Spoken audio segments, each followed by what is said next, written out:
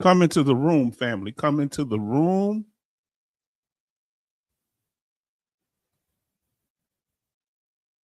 I'd like to welcome you. I am the H-Town Vet, and you are definitely welcome to our channel, a place where we will discuss a variety of benefits available to veterans, active duty members, and their dependents. Family, come in. We're going to have a very powerful topic tonight that also includes civilians. So as I said, you are welcome. This here is a channel that is veteran-centered. So, and those dependents of veterans are those who support veterans. So we're glad that you're here tonight. Let us go ahead and get started. Family, you need to be here on time. Thank you for joining us. And we appreciate you and your support, your kindness. And the first person in the room was Betty Bops. She said, H-Town, hope you had a beautiful Thursday. I did. So H-Town, how are you feeling this lovely day? Feel good. 66 Love says, hey, H-Town family. Yes, indeed. Family, this is amazing how y'all just show up. And I say we're going to get started as quick as possible.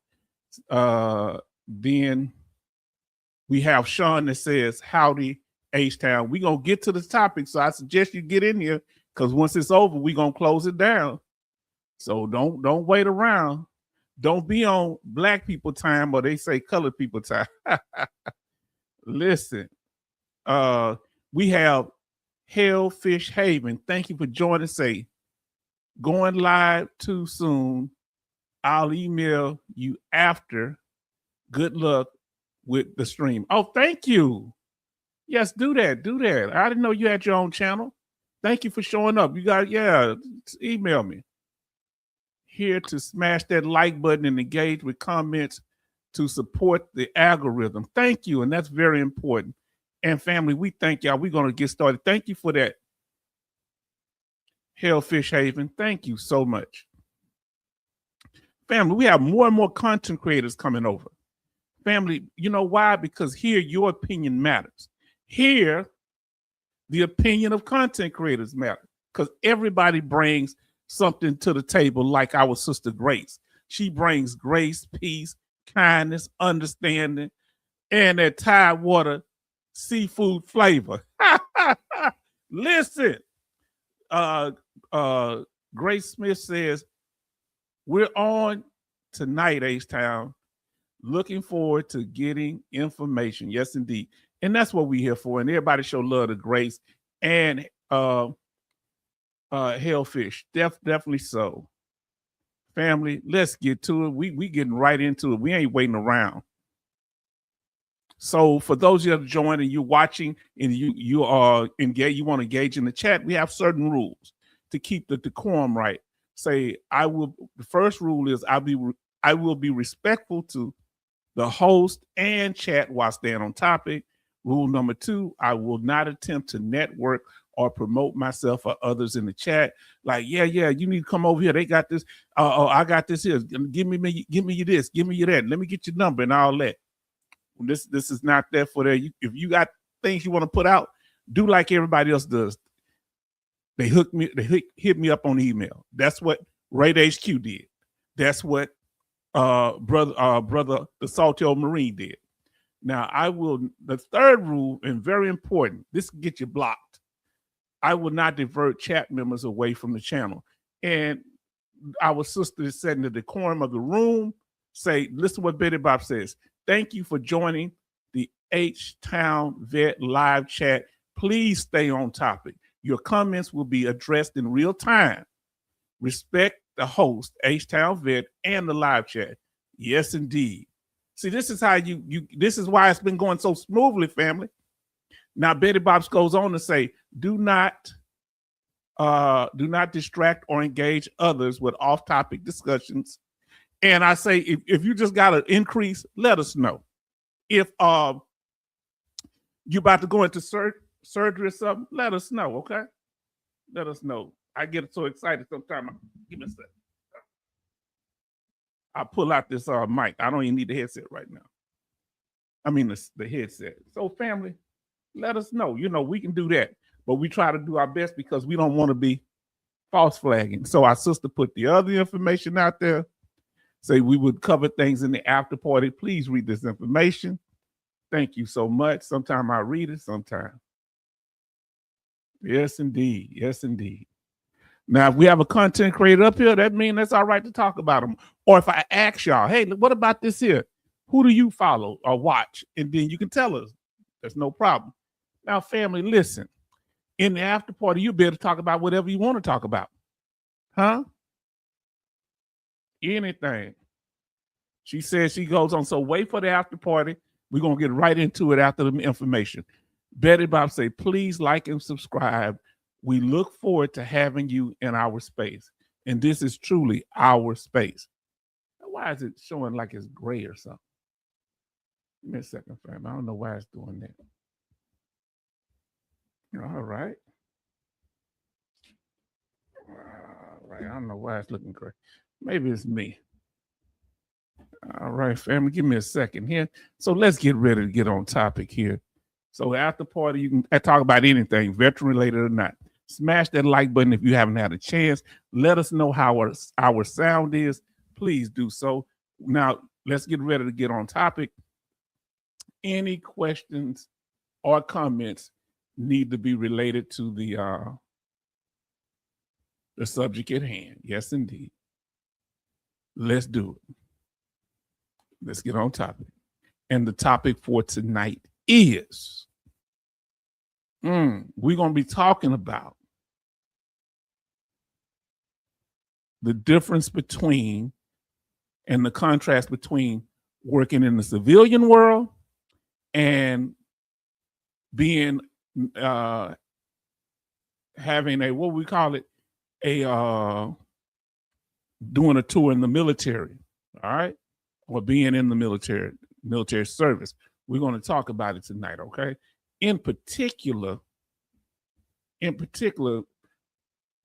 what are the key differences between civilian employment and military service? Family, yes, indeed. If y'all can think any right now, y'all can start chatting. What are some of the difference that you know of between military service and civilian employment? Let us know. Let me put that back up, put it down. Tonight, we're going to be tackling the issues. What are the key differences between civilian employment and military service? Why do you think this topic is important, family? Say, please like and subscribe. We are looking forward to having you in our space here. Why? Unions. Okay. Okay, right. No unions in the military. What are some of the key differences and why? What? Yes, indeed. What are some of the, we don't have no unions in no military. Yes, indeed. Any other differences you can think of? I didn't think of that one. Military, you cannot get up and quit. Betty Bob say you just can't leave. Now, this is actual photo from DC. When they say they were going up there and they're going to have the military working with the police, those are the MPs over there, and you see the civilian police. There's going to be differences in how they operate, and I knew they wasn't going to really go up there doing, because, you know, they was acting like they're going to be harassing the black people. That's not going to last long. It's not going to last long. Okay, that you saw that went nowhere. Then they say it's going to go to Chicago. That ain't going to last long. You ain't going to be messing with black people too long. You know, chill. You know, that makes good PR, but that ain't going nowhere. Now, listen, Sean says no push-ups in the civilian world. What a, oh, okay, come on, let's talk about it. No overtime. Jay Oliver say, what's the difference between military service and civilian employment? So you don't get no overtime in the military. In the civilian world, you ain't got to do no push-ups. Military, you can't just quit. I said, I'm out of here. What do they call it when you just walk away from your military service? You don't show up. What do they call it? What are those 4 letters? What is that acronym? I know that one. Let us know. Union. Yes, indeed. Got 18 likes and 14 watching. Thank y'all, family. AOL. Anybody know what AOL mean, huh? What does AOL mean? AWOL, I mean. What does AWOL stand for? What, huh? Y'all let us know. If somebody know, what does that stand for? No holiday pay. Boy, you trying to make me feel sad. That's right. AWOL, AWOL. Absent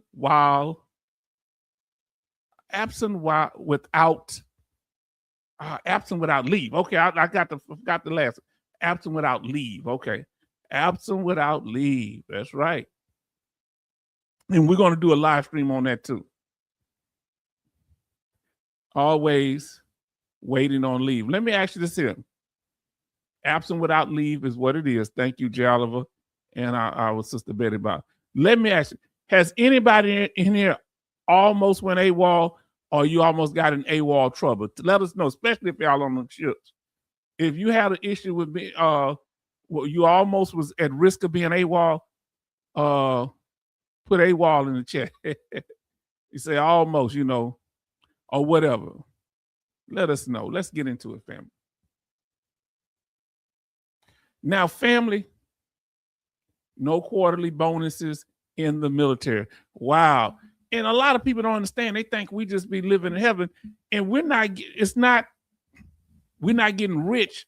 We kind of, especially as young soldiers, sailors, airmen, and Marines, and sailors in the Coast Guard,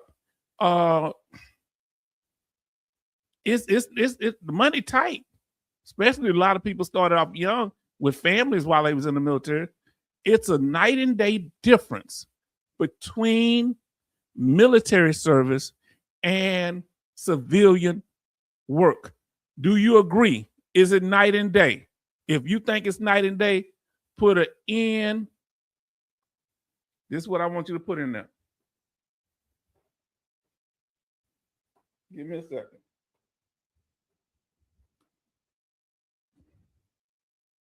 I want you to put either it's ND, NND for night and day, or you can put in there you think it's the same, that your military service was the same, or you wasn't in the military, you feel like it's the same. Who feel like it's a night and day difference between military service and civilian work? Many of us have done it.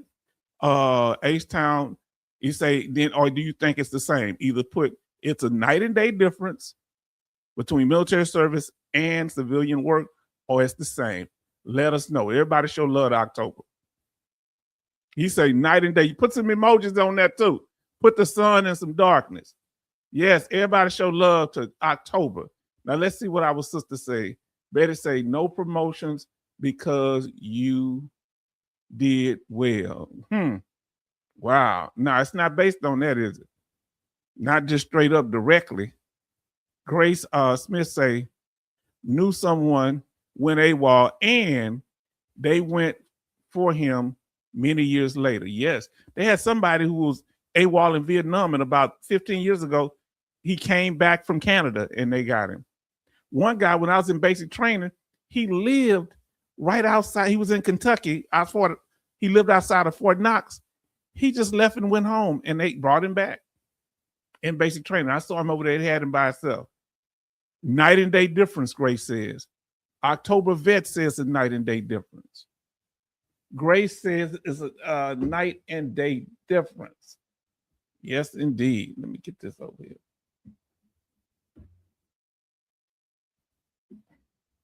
What did I miss?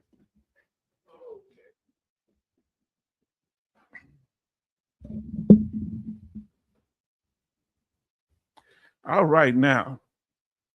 October Vet say howdy. Yes, indeed. Howdy, October Vet. Glad that you are here. Glad that you are here. Yes, indeed. Then we got J. Oliver says it's a night and day difference between military service and working in the civilian world. Betty said a night and day difference. Family, let's get into it. Here we go. Now we're going to break this thing down. So these are the 12 that we've come up with here. The list can go on and on, but we're going to cover a few of them. the differences. One main difference, number one, is recruitment. How you recruited into a job and how you recruited into the military. Number two is labeling. That we're going to talk about. Boy, when they seem like they label almost everything in the military is based on a label. We have Rosita D say, "Good evening, H-Town veteran. Salute the chat. Yes, night and day difference." Okay. Then number three is the legal obligation. Somebody was saying you just can't quit. On a job, you can just say, "I'm up out of here, man." Whoever just quit a job, put a civilian job, put something that show quit. Whoever just walked off a job, whoever just quit, huh? Put quit in the chat. Whoever just quit a job, just put quit in the chat. I quit one before. Whoever just walked off, you say you wasn't playing that.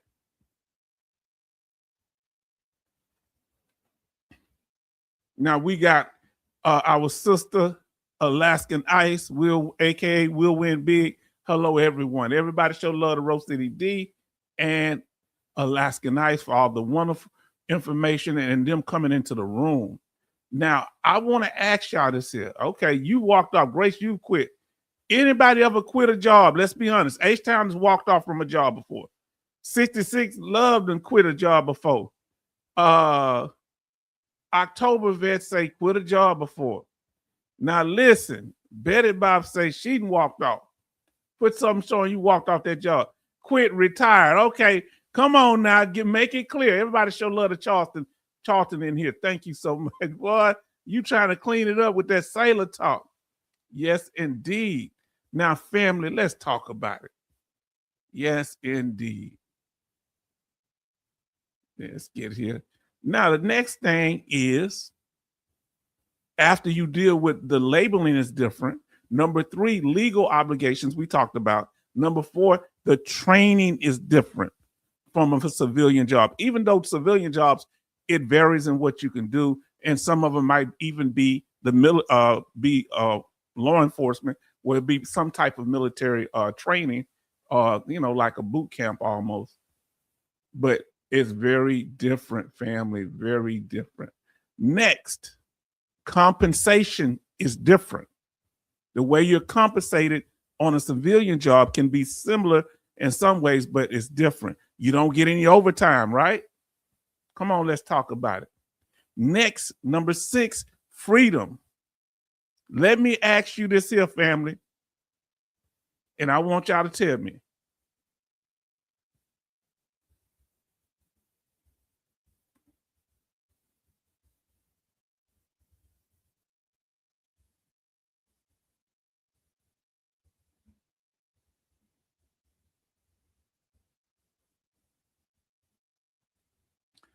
Tell me, and I want y'all to answer this question. You can put yes or no. Did you feel free in the military? When you were in the military, did you feel free, more free in the military or on a civilian job? Did you feel free in the military? Free to do, some people okay and are just absent without leave. Yeah, come on now. That's called AWOL. Yes. Now listen, say HR is different than the military. USMCJ, no Captain Maz, just wrote up and fired. Yeah, you get it right. Now, Rose City D say, missed the 4-day holiday. Yes, I used to like them 4-day holidays in the military. Now listen, number 7, lawsuits. You can sue your employer. You can't sue the military or the federal government dealing with your VA disability. As our brother, and we want to acknowledge him, the Salto Marine said, if go back in our last live stream, you cannot sue if you get injured in the military. You have to get your compensation based on VA disability compensation. And we're going to talk about that in a minute, okay? How you feel about that? Say no, okay. Did you feel free? How did you feel? Just tell me how you felt in the military. You know what? You ain't got to say whether you feel free or not. How did you feel in the military? Come on, let us know. I felt like limited. Rose City D say didn't feel free, but had a range to handle what you need to handle in the military and not have to put a PTO in. Yes, indeed. You don't want that out there. That's protective order. Is that what that is? Freedom from being around people when I need to be, being in the Navy or way down at the bottom, literally. Free to do as told. You know what's weird about it? We travel all over. They take us all over, but they still have us on restraints. We'll always have a mind. Now, let's see. USU, they deduct benefits on the backside of it. Come on now. Paid time off. Okay, that's the difference. Paid time off. I forgot what I asked you. What is that ND? What does ND stand for, y'all? Was that night and day? That's right, night and day. So you think it's a night and day difference. Okay, Alaskanites. Short leash in the military. Let me ask you, how many miles that they say you couldn't go past the base? Or if you were going back home to visit family, didn't you have to get permission, even if it was just over the weekend? What was the miles that you couldn't go too far? Short leash in the military. What was the mind? Now, next thing, somebody brought it up earlier, number 8, the physical fitness requirement is different in the military. It's like a cornerstone. Now, man, you could go to appointments and not have to clock out. Hey, Sarge, I got an all appointments. Yes, indeed. Yes, indeed. Let's talk. Everybody show love to the real Sir Gemini. All day appointments. I've done it before. Now, listen, I don't know if I did too much when I was getting ready to PCS. The real Sir Gemini say, greeting from Walla Walla. Good to see you all. Good to see you. Friday Miles. 50 miles. What is it? 50 miles. That's right. Oh, Lord, you said it hood style. 50 miles. Yes, it's 50 miles. Because if you weren't around, we in the Army, we call it alerts. You had to be close by when an alert might be called. You had to be within 50 miles. Was it the same? Did y'all have alerts in the Navy? When y'all had to be called, they call you in and you have to be there at a certain time, maybe about 3 o'clock in the morning. Did they do that in the Air Force? Did they do that in the Marines and Coast Guard? And they saying hi to our brother there. Next, job security. Job security with many people say you have more job security with the military than a civilian job. Next, workplace culture. Okay. You know, the culture tends to be different in the military than working in a regular civilian job. And we're going to get into more detail about this. Then, number 11, work hours. Whoo! What's the longest hours you work, family? Have you ever worked 24 hours before while you in the military? Did you ever do a 24-hour or more? Let us know. Put 24 in the chat if you've done 24 hours. If you ever done 24 hours work while you in the military, guard duty, whatever, put 24 in the chat. Charlton say, except for danger of deployment in 48 hours, kind of cool in the military, but this was during the Cold War with nuclear weapons. Yeah, that was scary. So Air Force and Marines had recalls. Okay, they call it recall. We call it an alert in the Army. 4 hours, but depends on, how far we could go. Come on now. So Rose City D said 150 50-mile radius. Now, what was that for? We got to tell me the brand. 24 hours. I've done 24 hours before. It was at a range. We were so tired, people almost thought I had an accident. The captain was trying to, I guess, stroke his own ego, and the lieutenant colonel, the battalion commander, told him to shut it down. This man about to get us all hurt. Now let's see what we got. Let me pull this back up for a minute because I don't want to miss none of y'all comments. Now, Betty says she's done 24 hours. Who? What's the longest you did? Charlton, 72 hours. I'm assuming that's 3 days without sleep. What's the longest you went without sleep in the military? Doing military. J. Oliver say 36 to 72 hour cold nukes. Wow. Now, 24 hours, many times doing alerts. Yes, that's what we call them, alerts. Yes, indeed. Yes, Charleston, a many of days we never had a break. Now, listen, Real Sir Gemini say U.S. Air Force 20 years back last year, last century, 1969 to 1989. I was born in 1968. Sleep, what's that? Grace say, what's that? Wow, family, y'all, and I want civilians to see this so they'll understand. They don't understand that we're not just on no 9-to-5 job. And October say never 24, but did 100 to 120 hours a week while underway. Okay, wow, that's a lot. That's still 36 hours for Rose City D. Now, family, this is amazing. We're talking about it. And the last thing is the mindset. And we're going to get into that in a minute. That civilian life and civilian jobs and military service, there's a different mindset. We're going to get into that and ask y'all. Coffee, cigarettes, and special courtman help. What is special courtman help? I don't want it. What is that?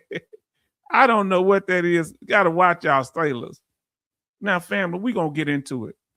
First thing is the recruitment. What year did you enlist into your first enlistment in the military? I want the whole year. I went in 1988. Put your enlistment year in the military that you recruited and you joined the military. What's your year? What year did you go in the military? I went in 1988. So that's the first thing. We're going through the list of 12 now. What year did y'all go on? Your enlistment. October vet went in 1995. Betty went in 1989. Tell me the year. Grace went in 1984. Charlton went in 1976. The Real Sir Gemini went in 1969. So now J. Oliver had 2 different enlistments because I believe J. Oliver was in more than one service. I think he was in the Air Force and maybe the Marines. I forget. But J. Oliver was in 1982 and 1985 for, I think, a different branch of service. Keep letting us know. Rose City D, 1998, when they recruited you to go in the military. Of course, you probably showed up. Come on now. Yes, indeed. Let us know. Let's talk about it. Keep answering the question. Let's talk about recruitment.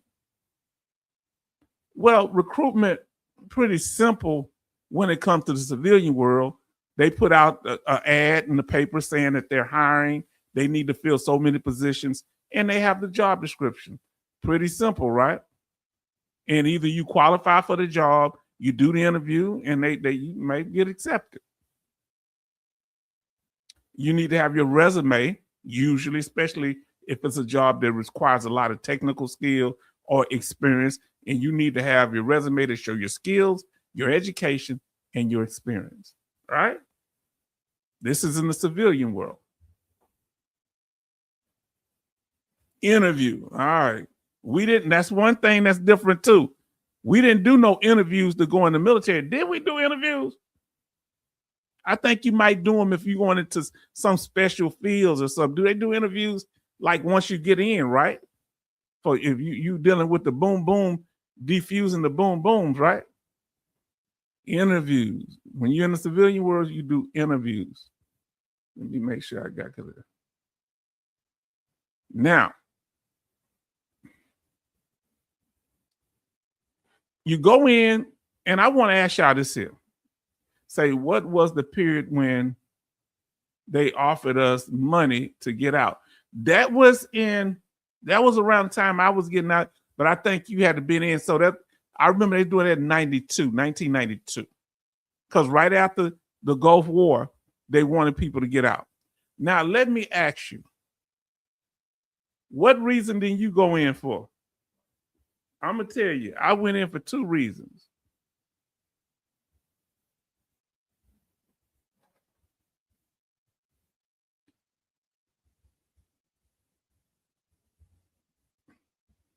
Yeah, 1992, that's when it was. I went in for money and education. Why did you join the military? Why did you go into that office? Were you drafted? Some people were drafted. You did it out of duty to your country. Why did you go? I went in for money and education. I ain't had no job. Tommy didn't have no job. Betty Bops is right. It was 1992. So to learn a trade, that's why October 2025 bet went in. Why did you go in? H-Town went in for the money and education. I ain't had no real direction on what I want to do. Why did you go in? Let us know. Now, let us know why you went in. And what is the ASVAB test? All of us take the ASVAB test, right? So the difference with us, money and stability. Yes, indeed. Yes, and that military brings stability. Now, with the ASVAB test, where you take the test to get into the military, and depending on how you score, what skills you show, you can qualify for certain branches of the military. You can qualify for certain MOSs.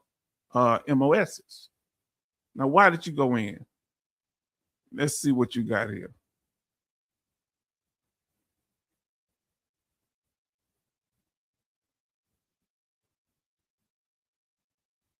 Well, since y'all answered that, yes, indeed. So the real Sir Gemini say, I was in college for engineering, but was married and had 2 were difficult. Okay.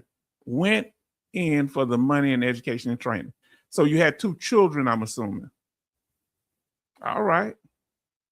So a lot of people went in to learn a trade, to earn a trade. Yes, indeed. Jay Oliver went in for that. Family, we all had our different reasons. Many of them are similar. Now I say, real Sir Gemini, I was AFES test. What AFES test? I heard the Air Force just don't accept anyone. I heard that depends. You know, and they, you know, I think they have a lot of little technical. I didn't do a lot of that technical stuff. Now, they do give you the test to identify your skill set, because they had a whole bunch of mechanical stuff on the test. Y'all remember any of that? What do y'all remember from the ASVAB test? To identify your skills is number one reason they test you. And a lot of jobs may test you, but this is different. So where if you go to another job, you bring your credentials here, and you already qualify for the job. Here, they test you to see what job they're gonna put you in. Come on now. Anybody answer that question for Grace, because she says she heard that Air Force just don't accept anyone. So Betty says she lost her job, went to education for education and travel. I forgot that. I went to travel too. ASVAB, a lot of math. I remember. I wasn't good at math. Now I'm better now. I think I got all the way up to pre-calculus, but back then, no. My son offered ophthalmologist, optometrist.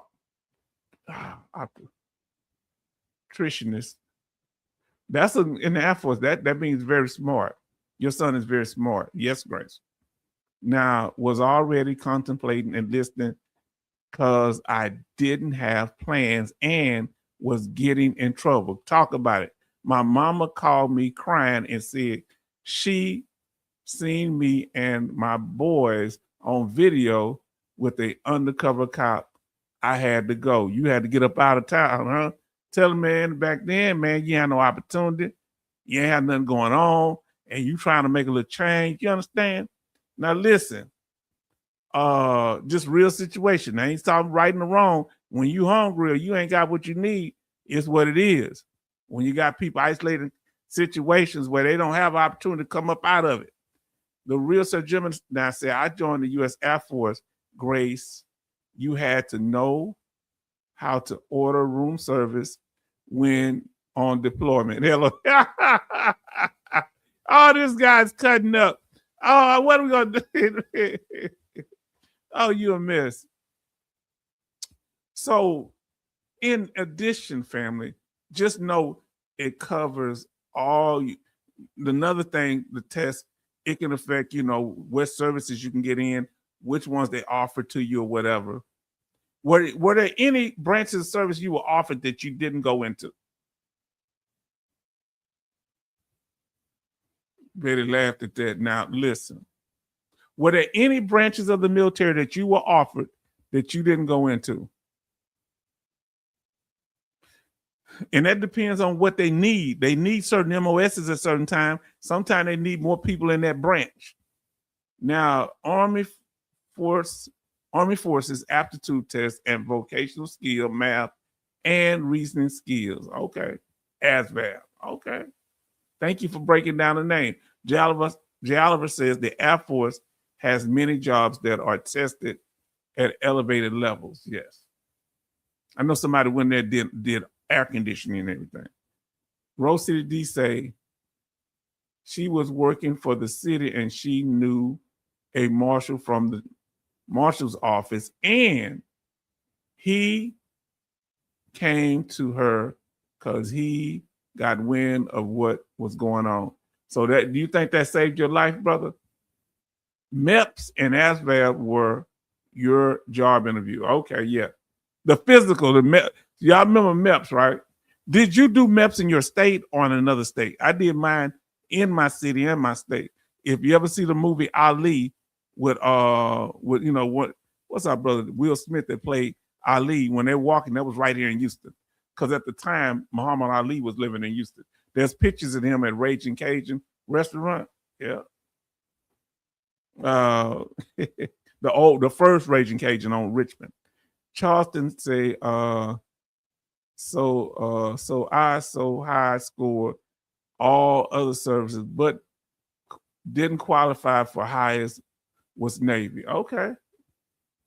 Now listen, Grace say structure role at the time. Yes, indeed. I know it did. Yes, indeed. Save your life, man. Listen. Let's talk about it. Now, dealing with your MOS. If you don't mind telling us what was your MOS, if you remember it. Your military occupational specialty. Mine was 19 kilo, which was tanker. Let me put that in there again. 19K. You can tell us what it is if you don't mind. It's called armor crewman. Really, I just say armor crewman is a tanker, so you'll know what it is. What was y'all? I was in a tank. It's called armor crewman. So that was H-Town, 19 kilo. Then we have Rose City D was 77 Foxtrot petroleum supply specialist. Okay. Look, I did not know that Alaskan Ice was a truck driver. Wow. Alaskan Ice was a truck driver. Look. Okay, 11 Bravo, 11 Mike. I know 11 Bravo is infantry. What's 11 Mike? How's that different? I was joking, H-Town, but you didn't get the joke. When it's something serious like that, I don't want to joke. I didn't know. I didn't want to, Yes, well, see that tank right there? That was, I got it on the thing. That was my job. 19 Delta. Isn't that is that Bradley vehicle? What was that? A Bradley crewman, or is that artillery? Let us know. I remember that. Scout out. He was a scout. Okay, Rose City D scout. I'm sorry not catching. Let us know what your MOS if you don't mind. No shame in our game. But I did do truck driver my first year in Germany. I was an 88 Mike and 77 Foxtrot. Okay, so you was scout, recon scout. Okay, yes. Very brave people. They had to go out and check to see the enemy and come back. That's real dangerous. October Vet says, vehicle mechanic. We needed y'all. U.S. Air Force, then mechanic in U.S. Coast Guard, then IT. Okay, October. What type of vehicles did you work on in the Air Force? Now, 66 Love say 11M mechanized infantry. That's what it is, mechanized. You in that PC vehicle, right? Now listen what the real Sir Gemini says. Mine was 32 times 0, 324X 0. Air Force Special Code was in the calibration career field. We helped put the boom booms and rockets on target. Okay. Precision measurement equipment laboratory. Y'all calibrated some things, huh? Now listen, Rose City D say career assigned to 1st Tank, stayed at gunnery for 30 to 45 days. Jeez, yes indeed. Now, October say me fix them trucks. Okay. Man, I'm learning a lot of y'all worked on trucks or drove trucks.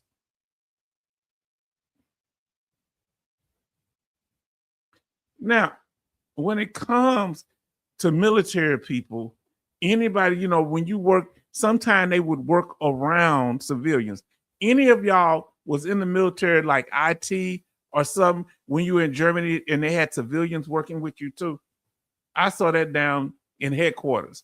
Electrician mate, sound analysis, sub safe, QA. Okay. I'm learning something. Question and answer. Yes, indeed. Because you told me you worked on the sub, but Charlton, you were not assigned to a sub.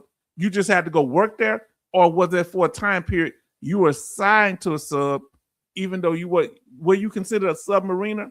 Let us know. Oh boy, y'all got me going here. This is on tonight. Artillery. Boy, I'm gonna tell you, that's the loudest thing I ever heard in my life. Because we had to see these artillery vehicles here. I think they call howitzers. Wow. We would on either side of these because they can't fight up close if the enemy gets up on them. So our tanks, we had to protect them. And I mean, that was the worst night of sleep ever got. I thought a tank was loud.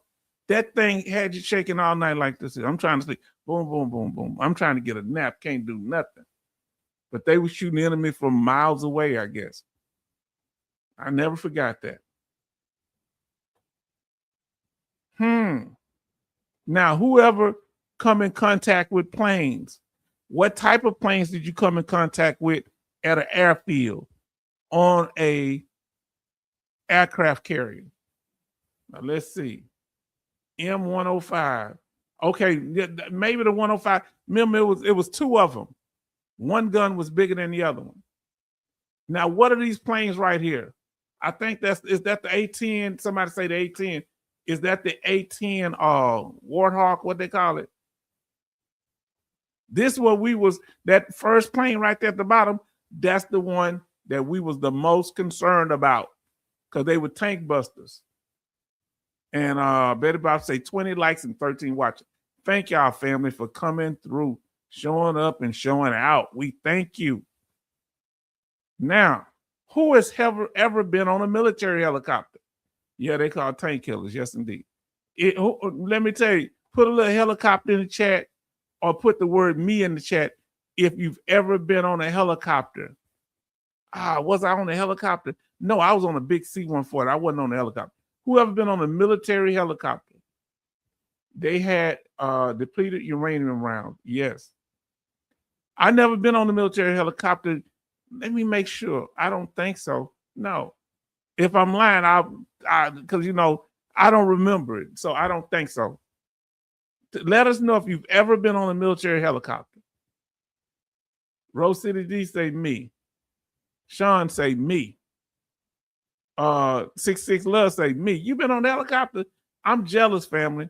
Now look, F 100, F4, F 4. I mean F4, F 111, F16. I've heard of F16. I think this is a Chinook. Squadron 6 Atlantic Fleet Maintenance. LY Spirit Sub Tender Tender Marine. I mean submarine. So how long were you on there, Charlton? On that submarine working, doing your work?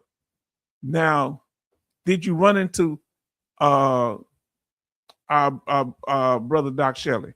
Chinook and Black Hawk. You've been on a Chinook and a Black Hawk? I'm jealous. Now I'm scared of airplane stuff. Rose City D, when we got through in Desert Storm, I saw one in, I think the smaller one is the Apache. And he was, the pilot was just sitting on the ground in the desert. We driving by and I was wondering, was he okay? Because he's all by himself. His helicopter, he's leaning against the helicopter. And it wasn't that big. I think I'm saying the right one, the Apache. And I was wondering, was he okay? The bigger one was the Black Hawk. Bumpy, Halo Ride. Oh, it's bumpy. So Black Hawk, okay. UK 60. AH-64 attack helicopter. Wow. Yes, Navy. Hilo off the John F. Kennedy. I was on the John F. Kennedy just visiting. I wasn't on there. And so I probably walked in the same place you walked. It was in Norfolk at the time. Norfolk, Virginia. Last deployment to shore. Okay. Man, y'all got me. That I guess that CH, that a Chinook Sea Stallion. Family, what does he carry? That's like a 4-wheeler. Did they have to do all that? Why couldn't they just put that 4-wheeler on the Chinook? Why they gotta carry it like that? Yes, Rose City D. That is one with rear ramp. Okay. Now let's continue, family. Oh, let's get into this Navy. Now, I hope I picked a nice hat. I hope y'all ain't mad about the hat. Let's get into it, family. Let's talk about these Navies. Somebody tell me what type of Navy ship that is. If you don't know, you will lose your you you won't be able to call a sailor no more. Tell me what this is right here. This is some type of Navy ship. What do they call this thing? The picture was sling low operations. Okay. H-Town, that picture, WSS sling load operation. That's what we call it. What's it? Okay, they say frigate. Okay, frigate. You say that is a carrier. Okay, that's a carrier. Okay. Okay, I see the planes up there. Family, I was assuming. I never really seen them from the side. I didn't know they were that long. That is scary. I always see them from the front. Aircraft carrier. Okay, y'all. Oh, man. Now, was the John F. Kennedy an aircraft carrier? Do you know any other aircraft carriers? Let us know that y'all remember if you on one.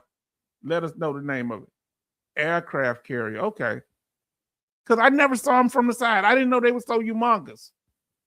So they got planes down in below the top deck that they raise up or something. Oh, Floating City. CVN aircraft carrier. Okay, okay. I've always saw them from the front or the top. So I didn't know what I was making sure that's what it was. I thought it was because they have that little thing sticking at the top. That's the tower. Is that where the captain was in that tower that's sitting up? Floating City. 7K people on board. Hold on. I know y'all said 3,000 or 4,000. Ain't no way no 7,000 people on the aircraft. 7,000 people. 7,000 sailors on an aircraft carrier. Please tell me. It don't look like it can carry no 7,000 people. maybe a couple of thousand. Okay, take your word, 7,000 feet on that. Okay, that's what I was saying. Elevator brings the key to the top. Whoever worked on the flight deck, what do you call a person be doing this here, moving them lights and getting the planes off? And the person that hit you. I never bumped into you twice. Oh, you could be on there for a whole. Let us know, for those sailors in the house, what is your longest, what do y'all call it when y'all go out in the water? Deployment or something? Y'all got a name for it. Have you ever done a 6 month? Have you done a 3 month? What's the longest?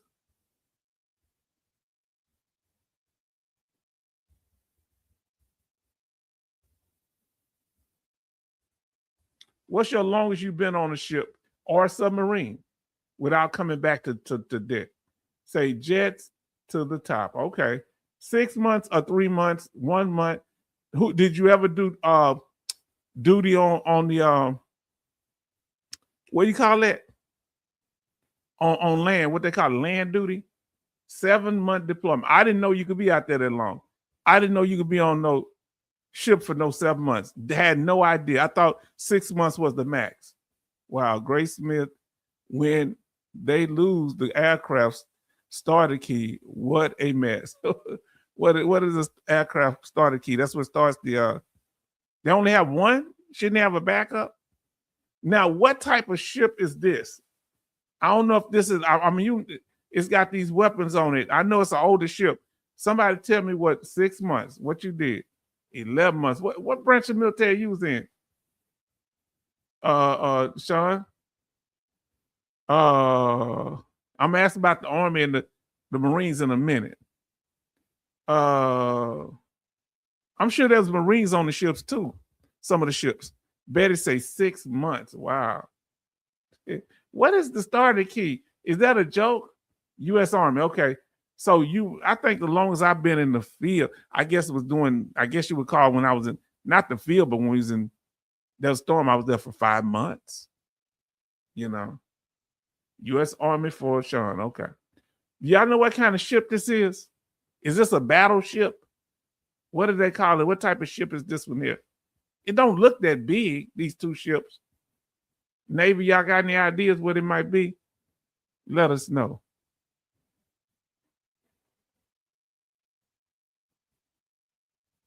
Yes, Marines on the ships too. Okay.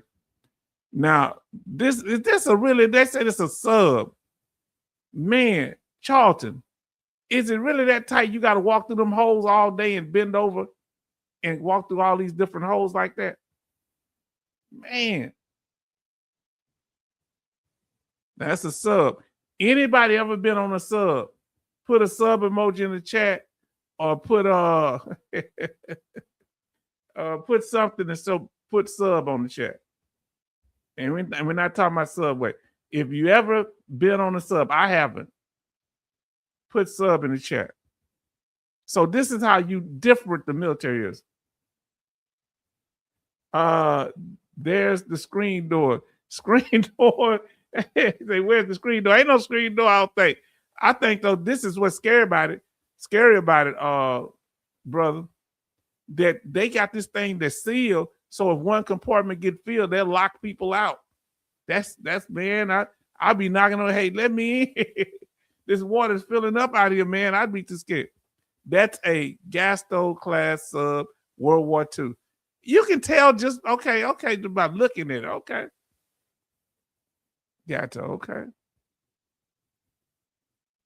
I don't have no new one. I said I'm gonna go, oh, okay. And like we say, some are infantry, a mechanized infantry, 11 Bravo, 11M. No thanks, ULOL. I thought you want to go down there and we'd have a good party down there on the sub. Play dominoes. Now another different thing about being in the U.S. military. Tell me if you disagree. Now tell me this here. I want y'all to tell me. You're the handyman or handy woman because of the fact you in the military. Remember, I was supposed to work as a tanker, but they put me on truck driver for a while, right? Because they put you where they need you, right? How many, who in here worked outside their MOS? Put a 1 in the chat, or you can put what you worked at. What did you work outside your MS? I worked as a truck driver, cargo and fuel. Did you work outside your MOS while you were in the military? I worked as a truck driver for a year. Outer rat. I don't know what outer rat is. What is the outer rat? You are not a rat, sister. Okay, 1. Tell us what you worked as. Out of rate. Okay. 1. Okay, if y'all work, put 1 in the chat and tell us what you worked as. All right, because they use you as a other jobs. You pretty much fulfill your job description. Where okay, you worked in supply, Rose City D. Law enforcement. Interesting. Why are you in the military? So you were MP? Because they're going to use you where they need you. All right. Handyman and handywoman. Now, listen, Betty Bob say, PC postal clerk. Yeah, I heard a guy was in Vietnam. Oh, I didn't heard. I knew him. My brother Ben Sanchez. And he passed away, one of the best men you would ever meet on your life.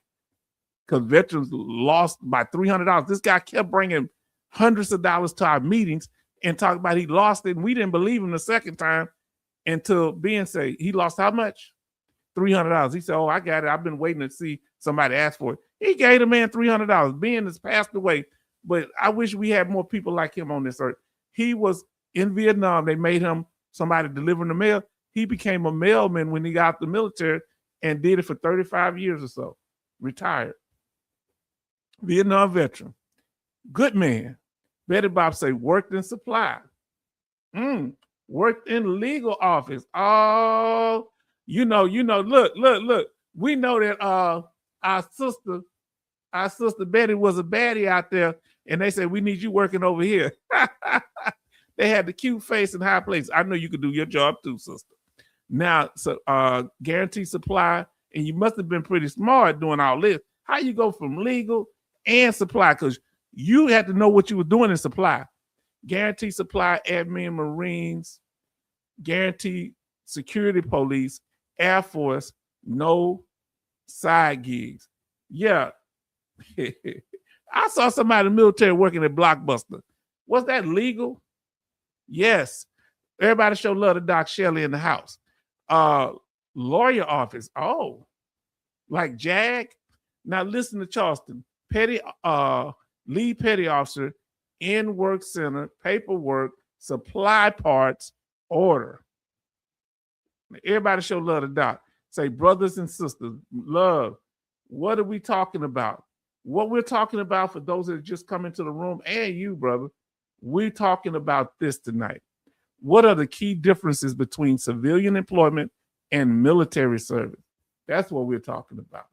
For those who are coming in, that was a good time to refresh it. And we thank you, family. Now, listen, what skills did you pick up while you were in the military? What could you do better?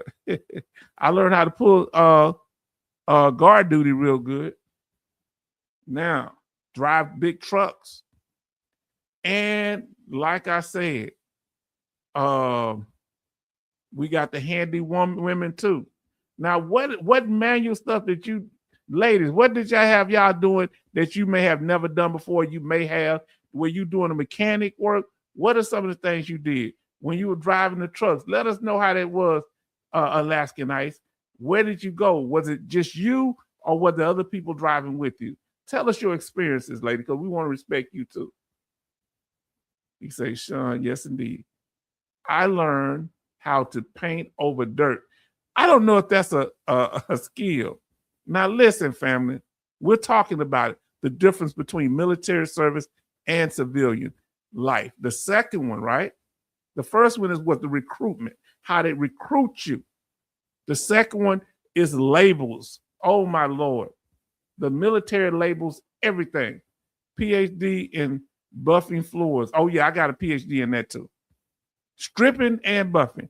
Now, the real Sir Gemini says in basic, peeling potatoes, dig holes, and cover them up. Mowing the lawn. Lord, I had to mow the lawn. Do you know that when I was in Germany, I mowed so many lawns that they gave me an Army Achievement Medal from the Command Sergeant Major? Yes, indeed. Number 2 is labels. I feel, and y'all let me know. Let's see. Alaska Knight said I was around the motor pool mostly. Where's that? New Germany. Where were you? When were you over there, Alaskan Ice? I may have run it. Was that in Nuremberg or where were you at? I was in Bamberg. Huh? Did I run into your cute face over there? Oh Lord. Did you ever go to K-Town, Kaiserslautern? Did you ever go to what is it, Vicksburg? 84 to 85. Oh, right before I came in 89. Oh, okay. All right. So you left. You knew I was coming over there. That's why you left. I was still in school at the time, though. Oh, boy. I think I was jailbait then. Oh, Lord. Now, listen. Charlton say, chip paint with needle guns and painting if it doesn't move. Let me ask you this. What did y'all do with all that chip paint? Did y'all have something to scrape it off, or y'all just painted over it most of the time? So now listen, Grace says the real Sir Gemini not painting them. Yes, indeed. Learn basic and electronics and 19 years experience managing electronics and people. Yes, indeed. 88 to 93. I was in from 88 to 92. So Doc Shelley, we went in the same time. Doc Shelley, all right with me. I became proficient in cleaning up cigarette butts. Oh, Lord. Remember those butt cans? And were they still giving rations?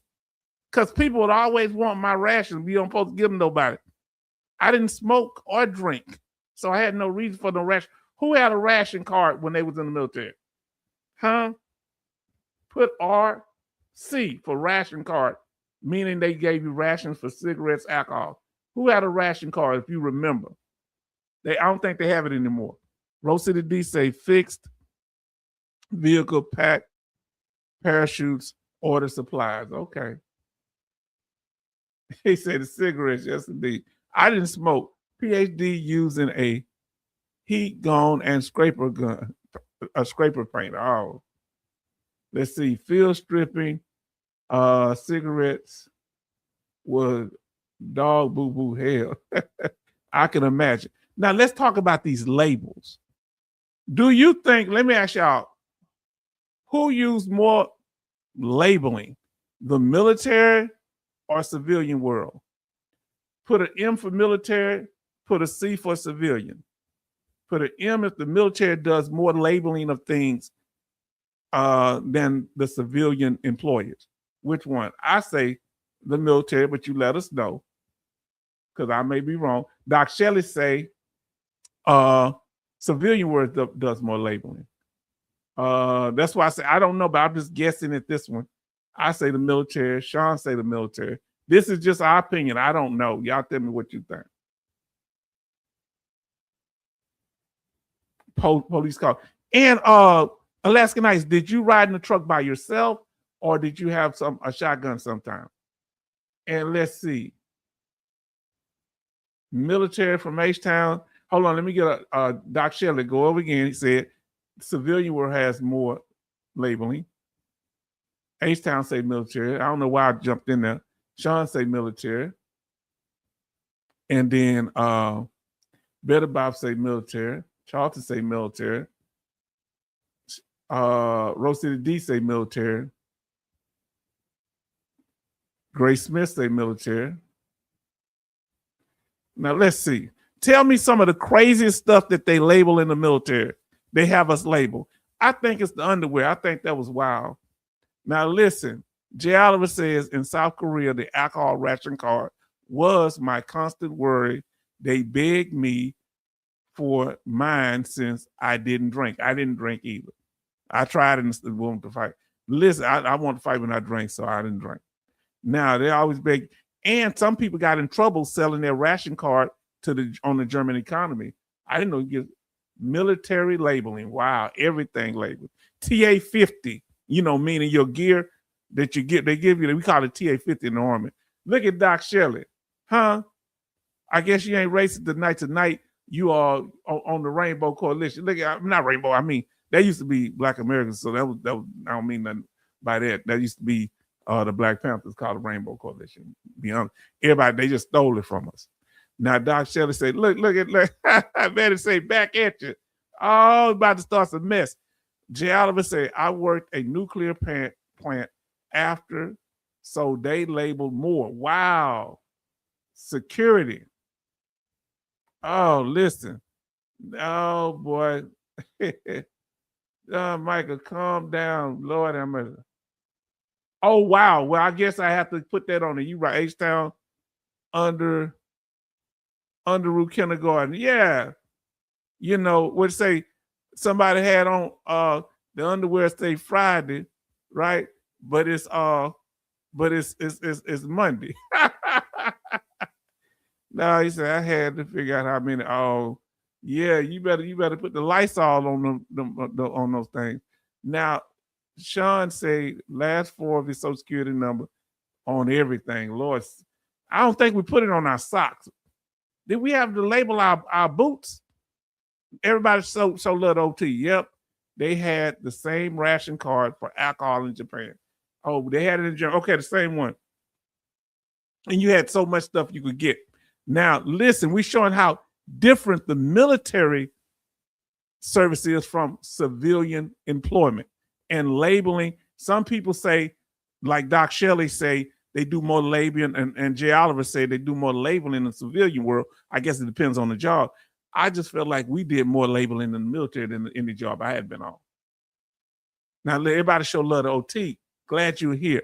Now, Charleston say all ends of electric cables labeled on ships, all breakers and fuses got to go to your house electrical panel.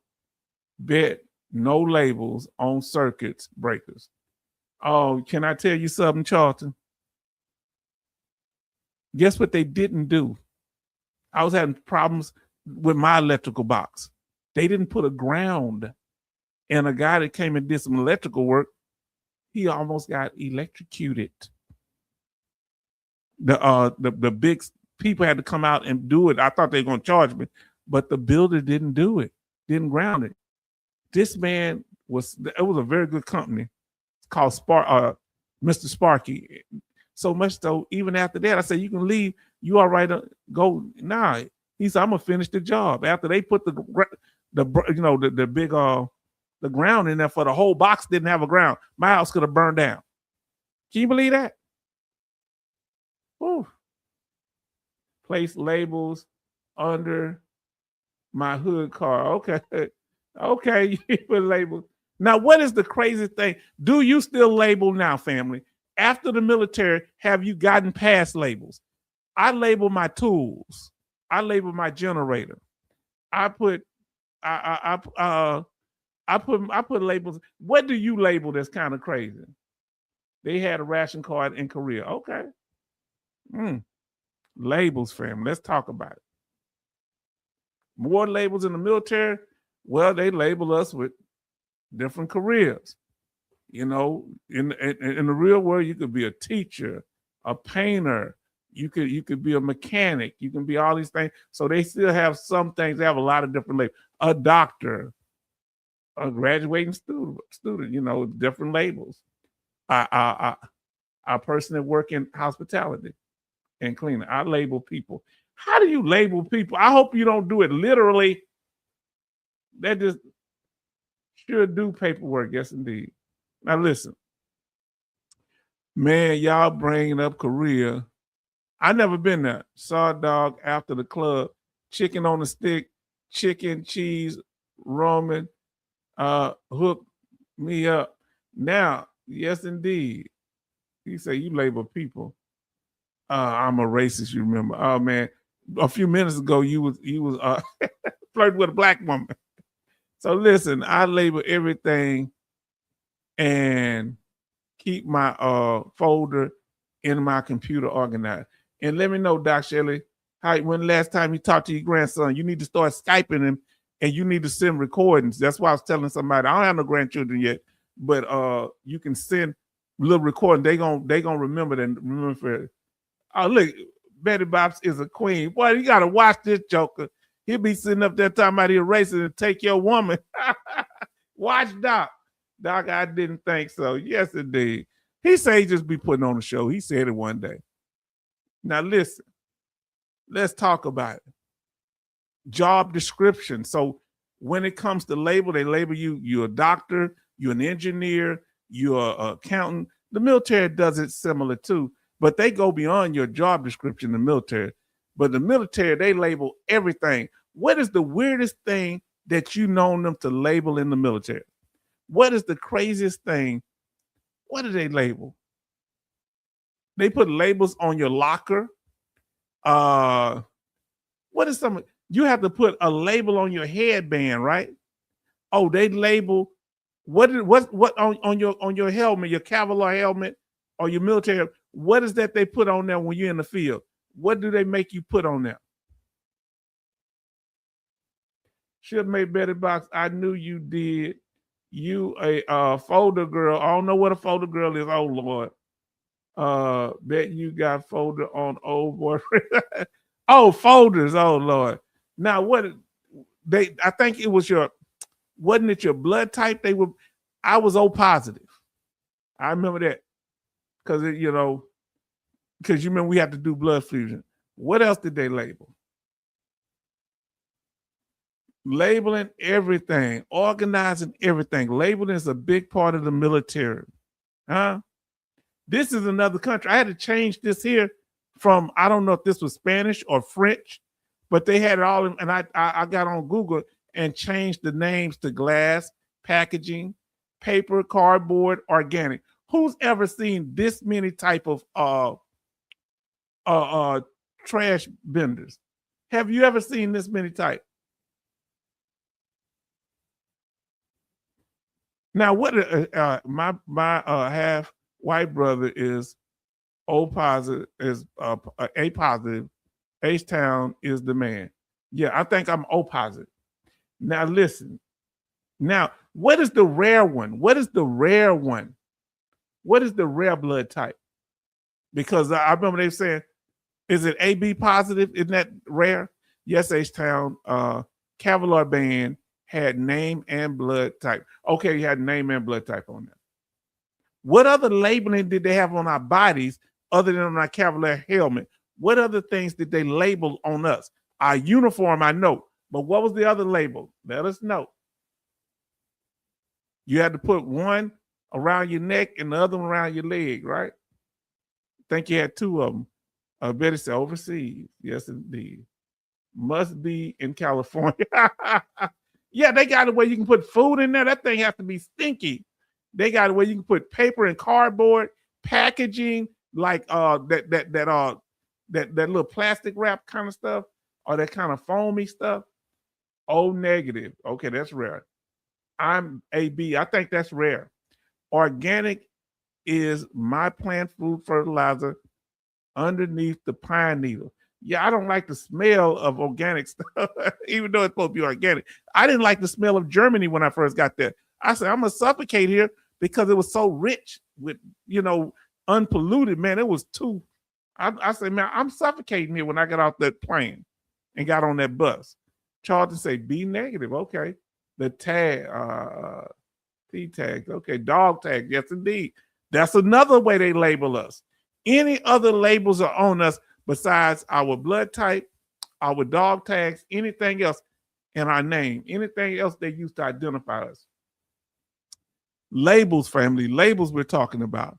We have, you work a civilian job, you may have a name tag, or you may have a locker that's labeled with your name. Sean say we had to put a red dot sticker on our watches. Did not know that.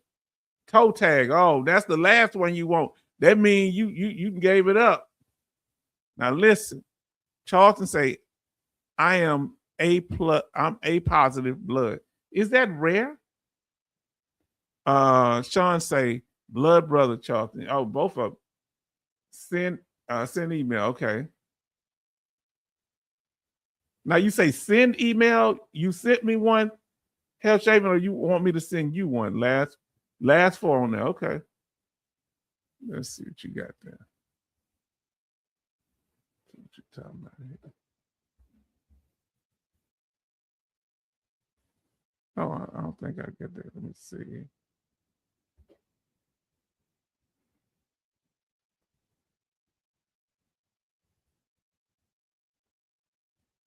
Oh, okay. Thank you. Thank you. Okay.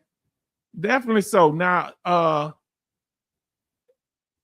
you have something going on here. Why Wars a broadcast? It's gonna we got Haven, Hell Haven, have something going on. Okay. It's gonna be Thursday. Let me see when this is gonna be. Thursday at 7 p.m. I don't know the date. Okay, we might have to look in that, and we have to tell them about that. Okay, I'll put up a slide on that. Thank you for letting us know. Now listen.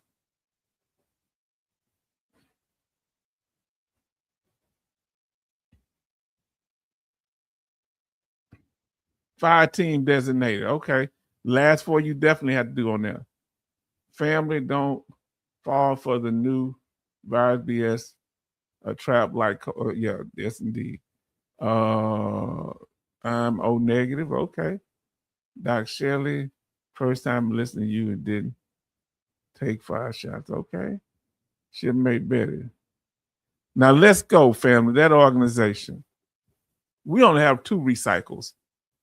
Now, one thing they do is they identify things. When the military, I think they identify you more, and they do 2 things. They identify. All right. Whether you're going to be in the Army, you're going to be in the Navy, Air Force, Marines, Coast Guard, whether you're going to be an officer or enlisted, warrant officer, there's all type of labels.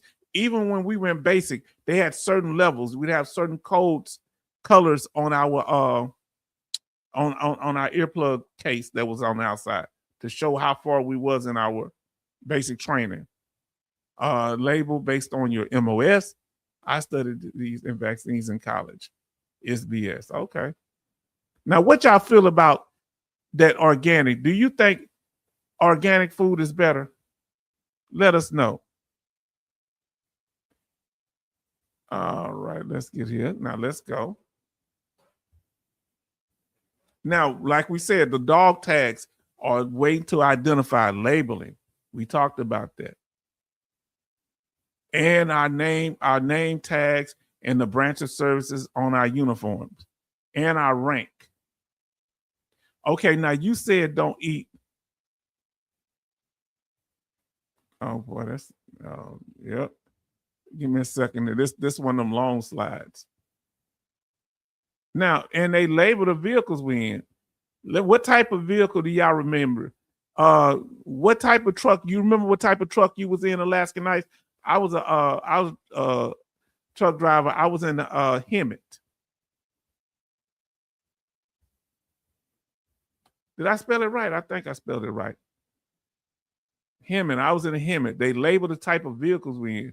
Different names. I was in the M1A1 Take and a Hemet. What type of vehicles y'all remember being in? What type of trucks or tanks or PC vehicles you were in? Humvee. Whoever were in it, you were in him also, Row CDD. But they had different type of trucks too. This country lost its freedom. Our government is authoritarian. Okay, yes. Peacekeeper. Okay, using Peacekeeper. Humvee. Whoever rode in a Humvee. I rode in a Humvee when I did guard duty. And I was a driver for a lieutenant for a while. Organized. They also identify, then organize. They organized us based on rank. Yeah, it wasn't all armored up when I was in there. We still had canvas on in some of them. Up armored Humvee. That came later. I don't know. They had the little hardback, but they didn't have it like with all these weapons on them and stuff until later.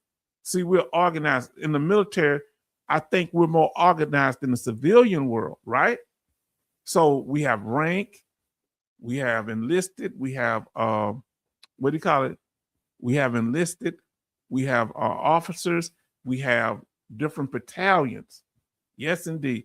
And I want to know, let's see what you got here. Oh, Lord. So he say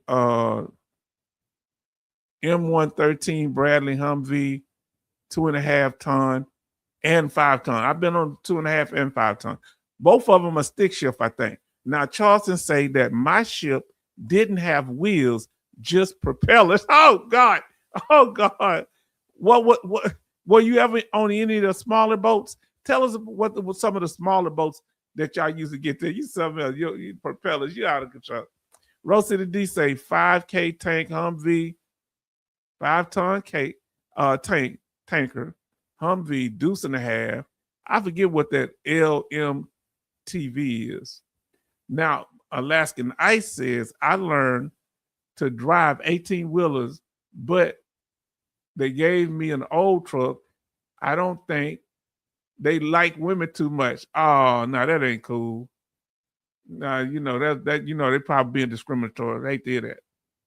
998 and 1151 and 1152 models. Okay. Cargo Hemet. All right. So Oktoberfest says, my favorite was the deuce and a half. Everybody love that deuce and a half. Y'all love that deuce and a half more than that 5 ton.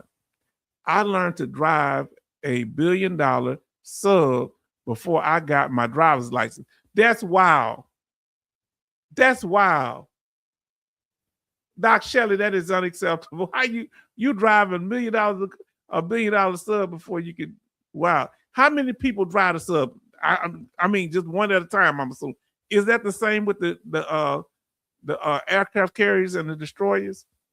Hellfish says, I thought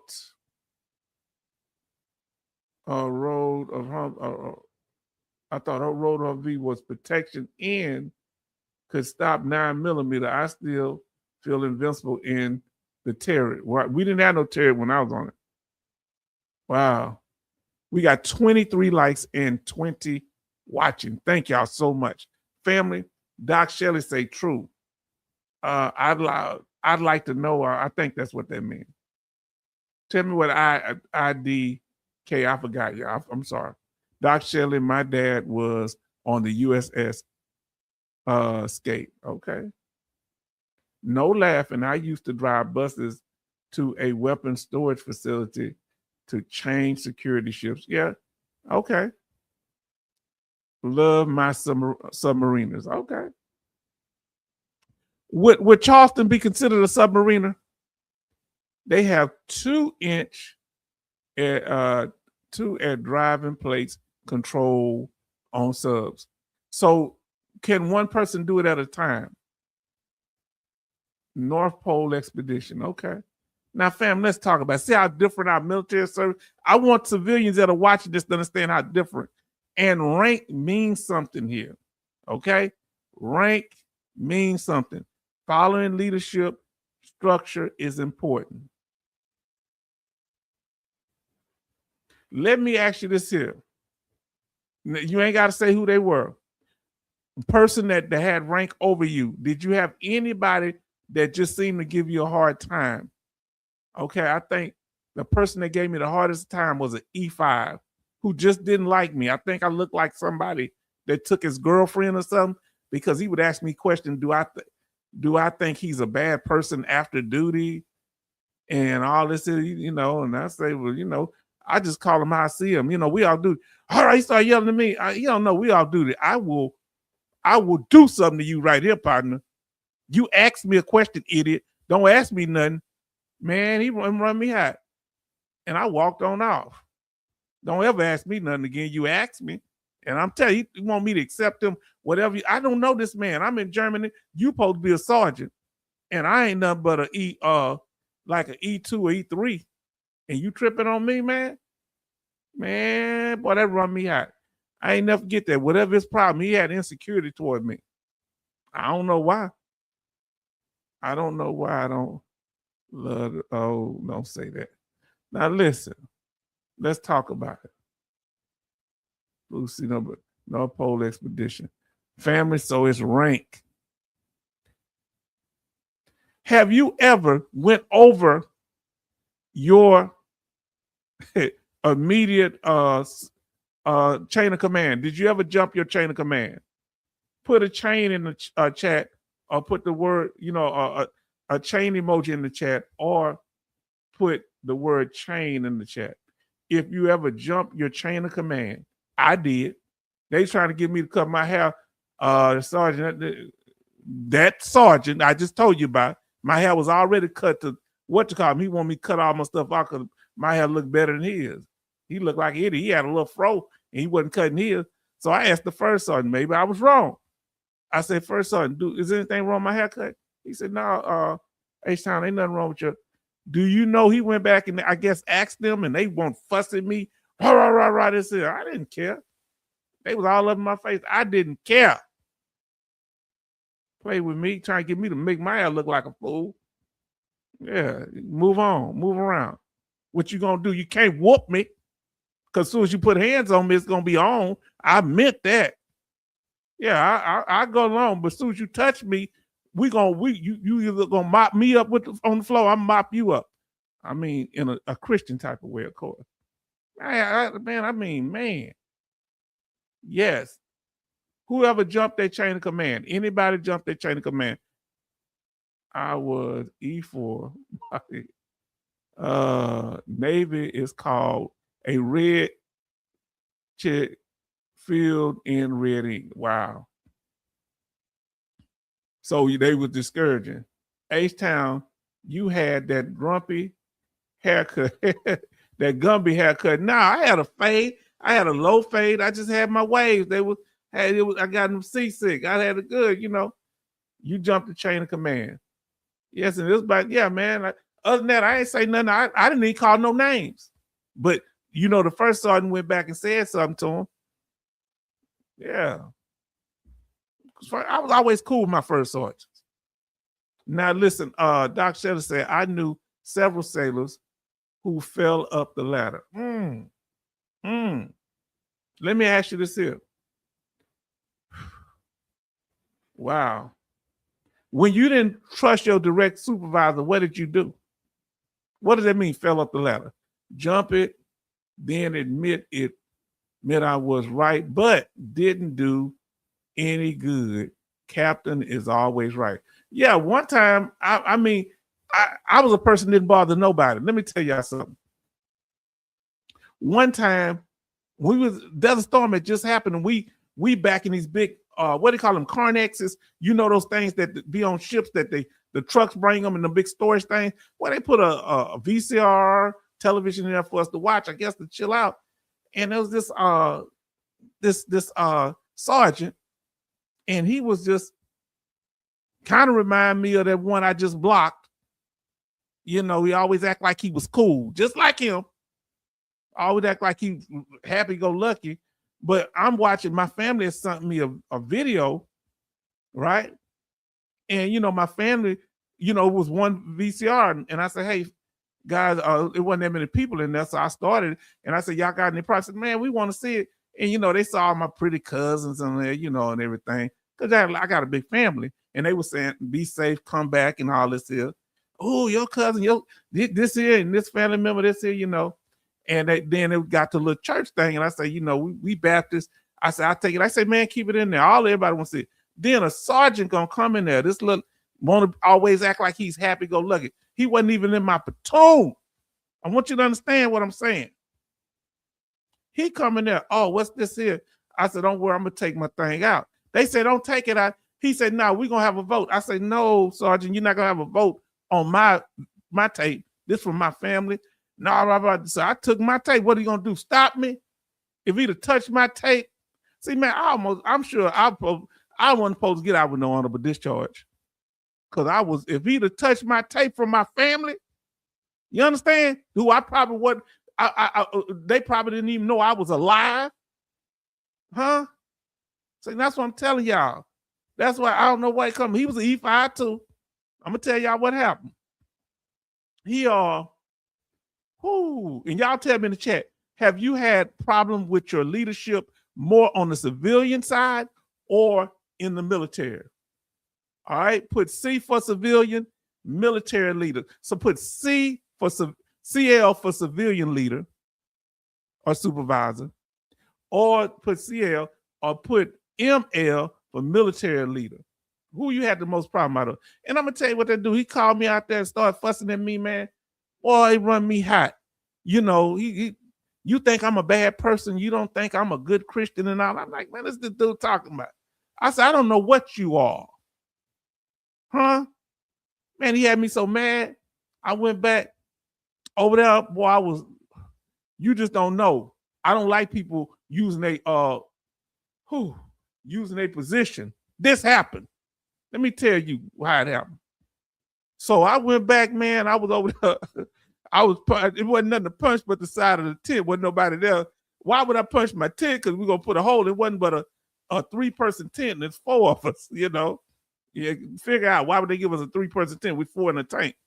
So wasn't nobody there. And then my E6 sergeant, he called me over and asked me a question. He saw me. He said, hey, was that you that sergeant was talking to? I said, yes, Sarge. He said, okay. And I said, what is he talking about? Man, they called me, and this was a different first sergeant, and I was cool with him. They called me at night. They sitting by a vehicle. They had that sergeant that was talking to me crazy. I didn't snitch to nobody. He just asked me, because he was my E6, I had to answer him. And they had that sergeant, me, and my platoon sergeant, the E6 sergeant that I talked to, and that sergeant talked to me crazy, sitting there. He wouldn't look me in the eyes. I looked straight at him. I let him know, because everybody out there packing, man. So I didn't want this dude to think I wouldn't snitch nothing. Because you want to do something to me, come on, get with it. Because we all packing. I'm trying to make it back home. I don't want no problem. I'm not into men like that anyway. As y'all see, they come over here bothering me. You know, I'm not into dudes like that. All right. So the first sergeant asks, what happened? Tell me what happened. I said, well, it's just this. And he said this. And asked, do I think he a Christian? I said, I don't know what you are.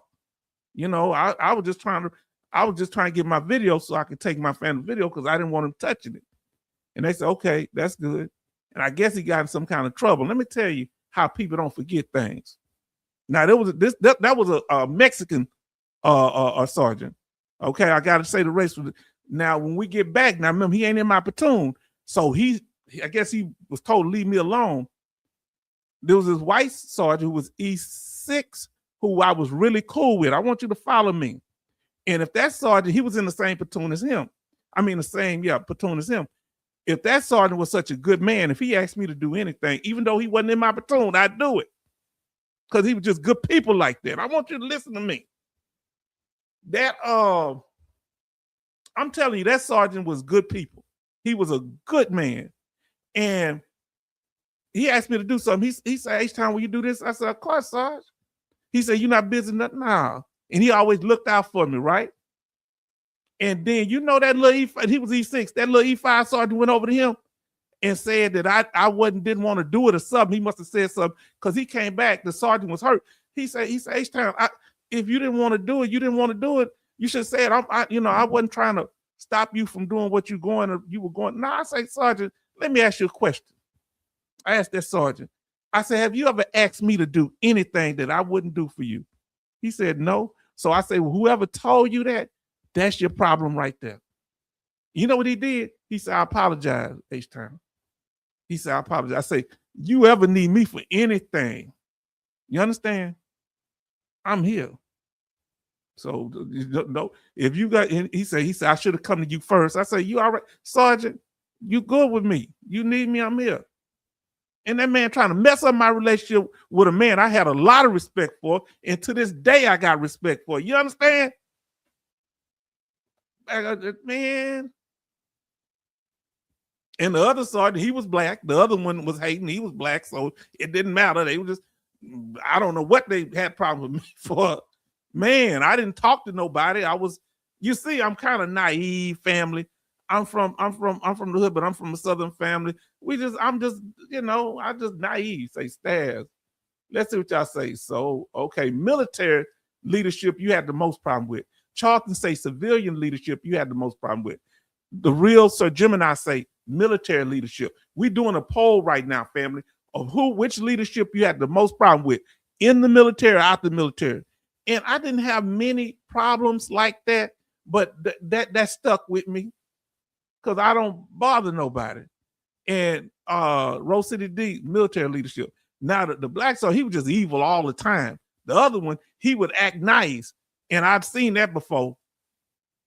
He act nice, but he do goofy stuff like, so I knew it was something funny about him, the way he act.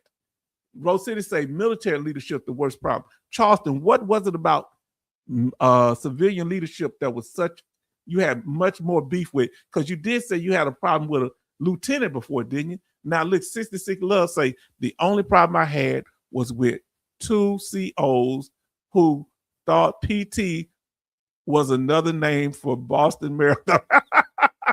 You out of control. Oh Lord, listen, you can't use the P word like that, man. No, don't use the P word like that.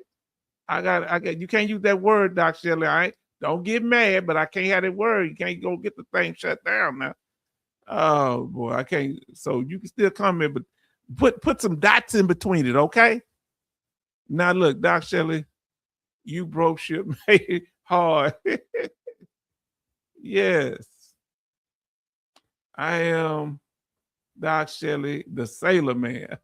Popeye the Sailor Man was one of my favorite heroes. I ain't gonna lie.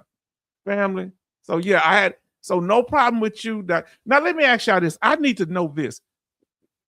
Toot toot. Yeah, Doc Shelley. Yeah, we gotta watch because they be monitoring these things. Now listen. Is the Pentagon over the military? I don't know. Let us know. Is the Pentagon over the military? Let us know. I don't know. I think the military is over. The Pentagon is over our military, right? Is this where the Joint Chiefs of Staff be at? Tell me that's yes. Now, number 3, law. Okay. We're going to get through these now. Number 3, and what we're talking about is the key differences between civilian employment and military service. Law. The laws are different. Okay, you have your employment contract that deals with, yes, okay. Yes, the employment contract for your civilian employee is different.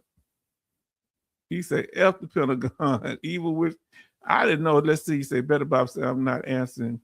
I'm busy. Women work is never done. Yes, indeed. Salary. Okay, so who was able to negotiate their salary when they joined the military? In the civilian world, you can, but not in the military. That's another thing that's different. They tell you what your pay scale is. Now, once you choose that you get in the civilian world, you based on what you do, they're gonna tell you your job duties. Okay, this is a legal description. Then you're gonna get that code of conduct employee manual. What do they have in the military? They don't have no employment manual. What do they call it in the military?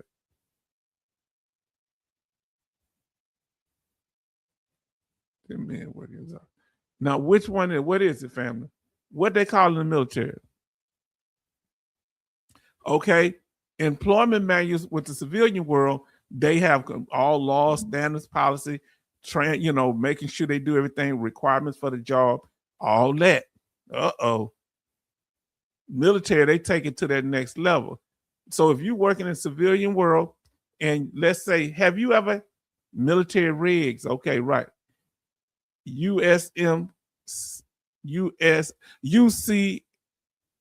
yes indeed. Article 15, yes indeed.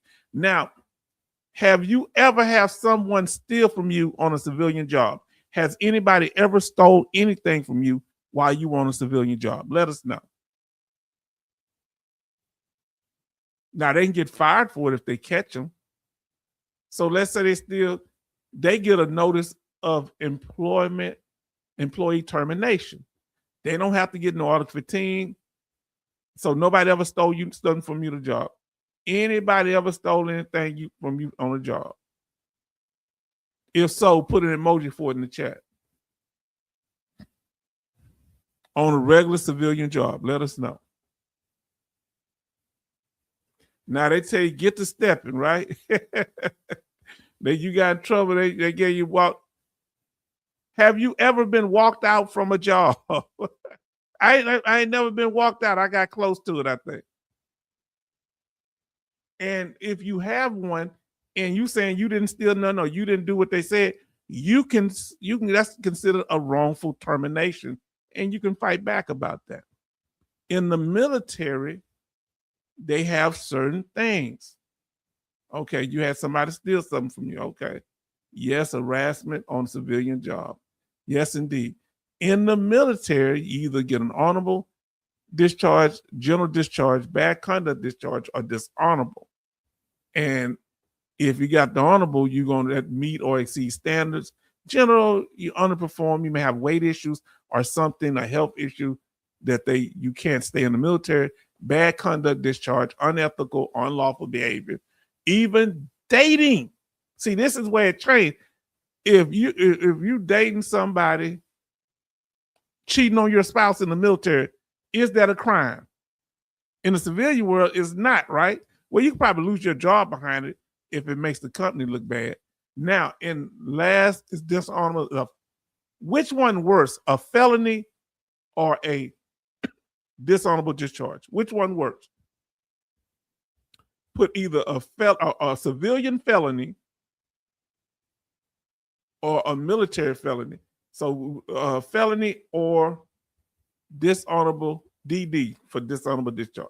Which one, if you had to stick with one, which one is worse? Yes, harassment in a civilian job. If you could get a dishonorable discharge without going to jail, but if you got a felony on the free world, you had to go to jail, which one would you choose? Let's talk about it. I hate to hear that happened to you, Charlton. Yes, indeed. I hate to hear that. So they other things, your relationship, a felony is worse. Okay, which one y'all think worse, the felony or the dishonorable discharge?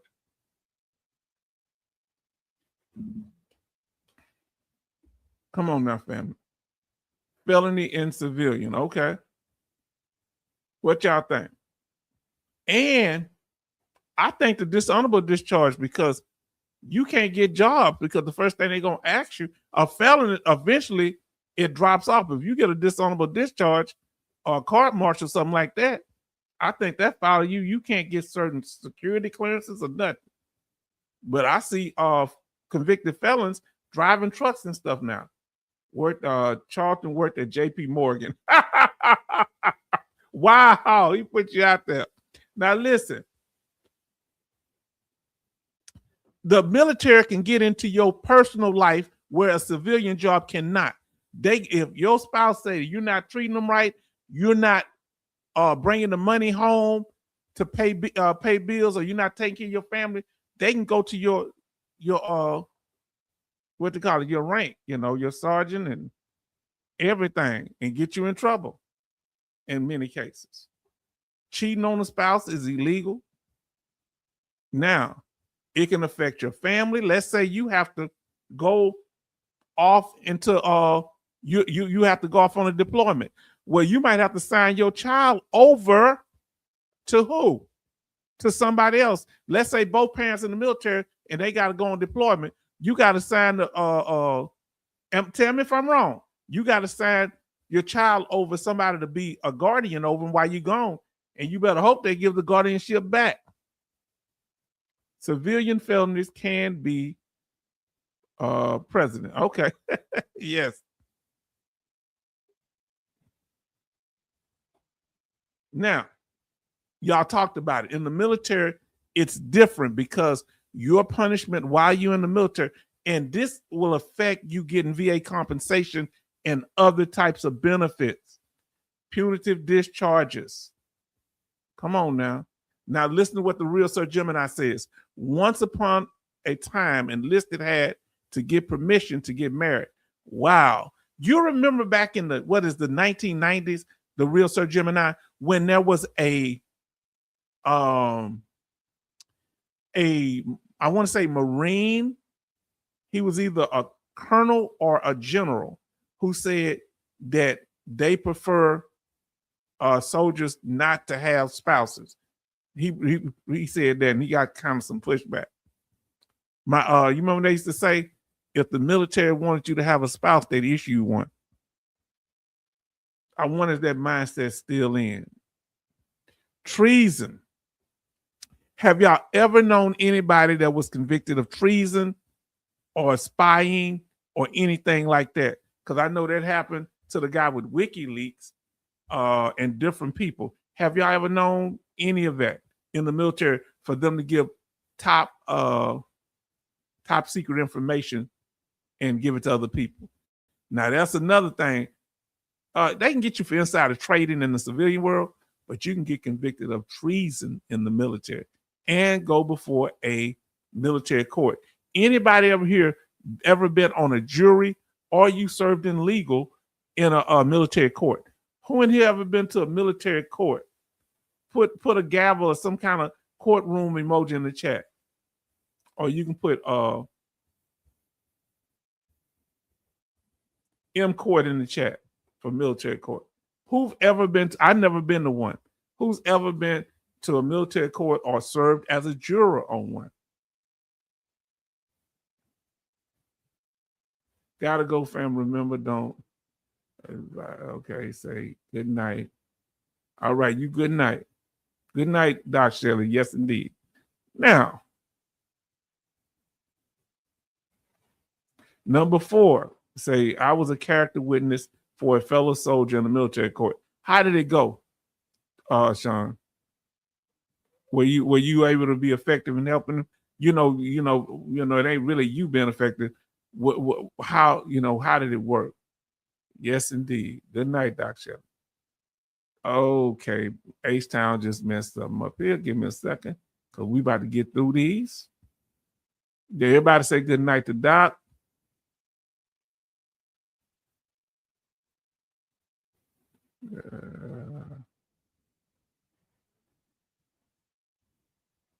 I'm missing something.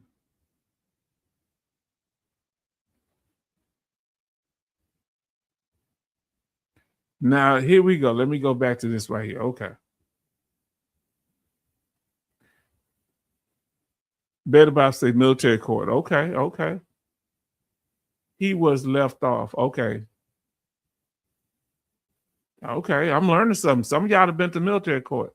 Now, Charlton said almost went to Admiral Board of Inquiry to testify on shipmate honor. Wow, that's heavy. Now listen, hold on, Doc Shelley, I got to read what you said. Good night, Doc. Don't kiss any rats of mice. Doc Shelley, I went before XO Mass for taking a private auto. Okay, they mean like a private automobile? H-Town, I worked in legal. Okay, that's right. Okay. Oh, I got it wrong. I need to do it like this. All right, now, fam, let's get through these here. Now, family, training and development. Training in the civilian world for a job, training on a civilian job is different from the military. How is it different? What do you do in the military when it comes to training and development that you don't do in the civilian world? Let us know. In the civilian world, job training, yeah, different type of jobs. They're going to have job training for you, even though like training to be a firefighter. Who in here have done firefighter training in here? If you've done firefighter training, put FFT, because I know a lot of Air Force and Navy done firefighter training. Firefighter training, FFT. Put that in the chat if you've ever done fire training. We know, Betty, you've done legal too. You've done a lot of stuff in the military. So, okay. Grace has done firefighter training. Jay Oliver has done firefighter training. Okay. Now I know it's probably in the military say, JT on the job training, military equals on the job training. Betty has done firefighter training. And I'm really worried. Doc Shelley, how do you do firefighter training on a sub? Now we're going to talk about our military training. All right, which is you can do the same occupation, but be different. My squad leader offered me a ride back to base. He was the class NCO, went to mass over that beer. That's just too much. Oh, wow. He's looking out for his, for his fellow sailors. Civilian training doesn't exist for most parts. Okay. He said, not the Navy, too. You in the Navy. Don't say that. Okay. Now, military training. I need to know something. In the Army, we call it basic training. In your branch of the military, let me know the branch. They call it basic training. I'm going somewhere with this. Okay. So we call it basic training. I guess it's the same for everybody, right? When you first go in the military. In the Army. Do y'all call it basic training in the Navy, Air Force, Marines, Coast Guard? Is it called? What is it called in the Navy? Is it called basic training? Army, we call it basic training. I'm just talking about the basic training, not anything else, not any schools. What do y'all call it? Just the initial training of combat and all that stuff when you first get in. It's called recruiter. Navy is recruiter training. What do they call it in the Air Force, if y'all remember? Let us know. What does it call it? All right, let us know. Air Force, Marines, is it called basic training? What is it called? U.S. Air Force is basic training too. Navy, basic training. Now I'm going somewhere with this. All right. Now let's go. Keep putting the answers in there. I need to answer this because this is where it's going to change. Now, once we do our basic training, say OSU, one station unit training. Yeah, I did one station unit in Fort Knox, but the first part is basic training. The other part, recruit training command. Okay. The other part in the Army, just know for the Army now, once you do your schooling, afterward, your schooling, it's called AIT. AIT. In the Army, when I was trained on the tank after basic training, when I got training in my MOS, what do they call the training in your MOS? Okay, say, fortunately, I'm going to catch the rest tomorrow. Hope everyone have a good rest of the week. Yes, take care. They call A school in the Navy. Okay, we call it AIT in the Army. What do they call it in the Air Force? What do they call it in the Air Force? What do they call it in the Marines? Let us know.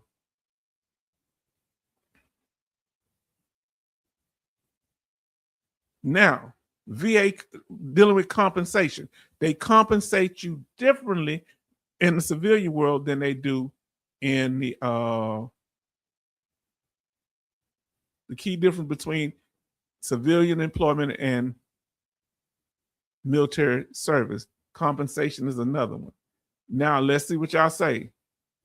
In the Navy, it's called A school. Okay, I learned something. We call it AIT. Y'all call it A school. Rose City D said advanced individual training. Okay. All right.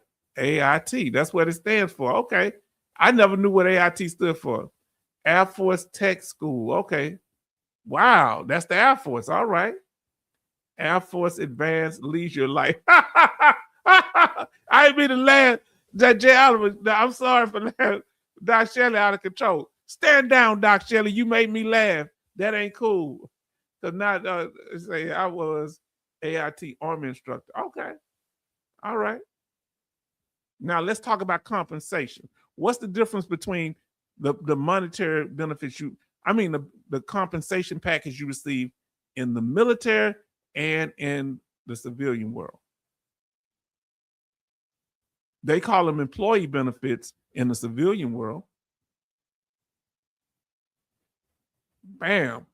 An employee package, you might have your salary, retirement plans, healthcare insurance, life insurance, disability insurance. Yeah, they got it at jobs too. Vacation, time, stock plans. Wow. That seems like that's better than our military service, don't it? That sounds better. Sign me up in the Navy annual firefighter qualification damage control. I've heard of that. Firefighter damage control. Okay. Now,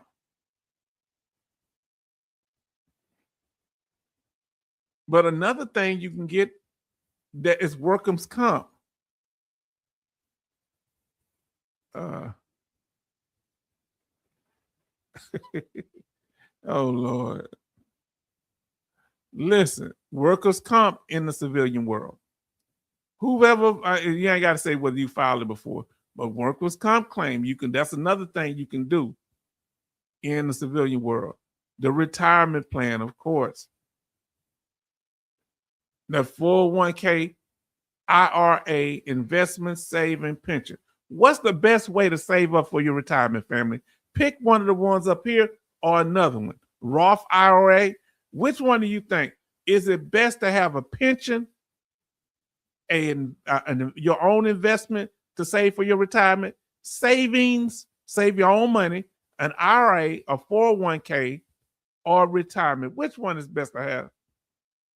Which one is the best to have?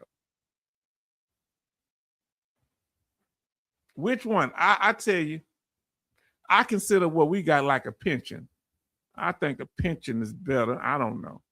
Y'all tell me which one. I go with the pension. Which one do you think is best to have for retirement? Have y'all started preparing? Are you already retired? Which one the best way to go? Investment, okay. Mutual funds, okay. ETFs, wow, I never heard of ETF. So Giallo say pension with 401k kicker. Y'all teaching me something. Help the family out here, okay? Depends on the financial situation. Okay, which one would you do in your situation? You don't have to tell us your situation. This is love. What's best for you? Military 401k retirement plan. Okay. Buy gold and silver. That sounds like a thing. Which one would y'all do, family? Let us know. Would you do it? And I want to know, which one would you choose? An annuity, if you had a choice on your job to do an annuity, and I don't know how they work, or a 401k, which one would you choose? Annuity or 401k? From what y'all tell me, I'm uninformed, but I guess I would do an annuity. I don't know. Annuity or 401k? Which one would you do? I don't know. No annuities, high fees. Okay. And now what's different with the military, you get compensated and it can stay with you for the rest of your life, right? It's not like workers' comp that lasts for a certain time period, I believe. Yes, okay, the fee's too high. Say right now, my employment pension with extra contribution on my part. Okay. Whoever bought back their military time on a civilian job, a federal job, you can buy the military time back. VA disability is good to have too. That benefits package that we get in the military, the VA disability, and I think, come on, Doc Shelley, I thought you were going to bed. And then that's what a lot of people see. There's a major difference. And then our package, we have a benefits and healthcare. Who in here have used community care? Have you used, when it comes to VA healthcare, the VA clinic, the VA hospital? When it comes to that's on the healthcare, the VHA. On the VBA side of it, you got your VA disability. Have you done your home loan? And at some point we won't remember, we won't know it. See the what's called. Gotta go for our wins, and fellas, take care. I looked at it. It would cost me an arm. Okay. Wow. Yes, indeed. Or get a job with a military contractor or CEO like Lieutenant Turtle Gade, aka Lieutenant Dan. Oh, he said you don't need to be living off the government. Come on, fam.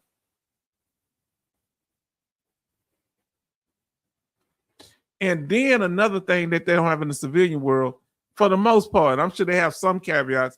You get to get state incentives as veterans, depending on the states. Have a good night, Doc. Yes, indeed, for the second time. Take care, brother. Number 6, you're freer in the civilian world. Meaning you got the freedom to travel where you want as long as you be back on time. You can quit your job when you want to. You can change jobs when you want to. You can go in any direction you want. Quit, do whatever. But in the military, they call it AWOL, absent without leave. Come on now. Yes, indeed.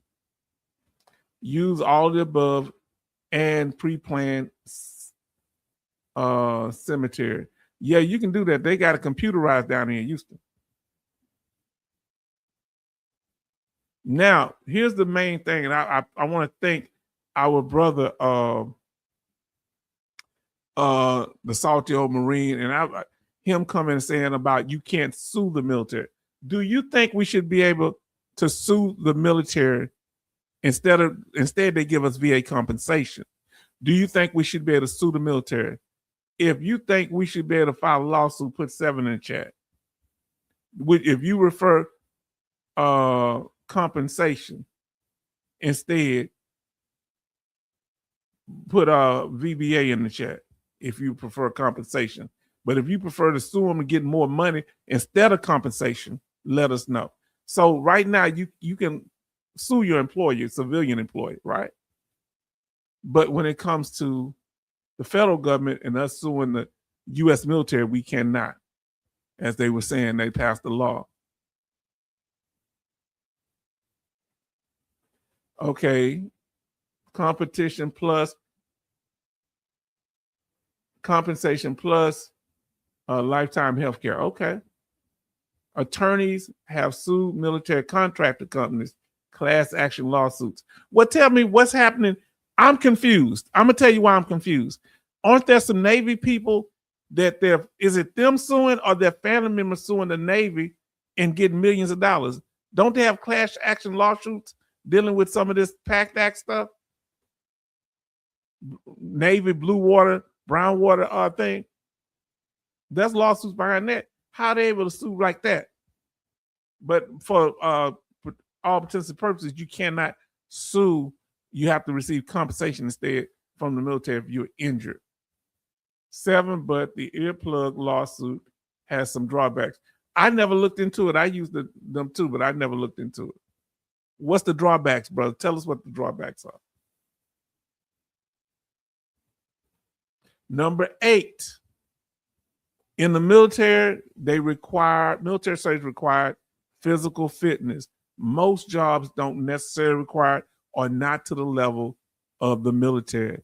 You got to do stretching exercises, push-ups, so many push-ups, so many sit-ups in a certain amount of time. I think it was 2 minutes.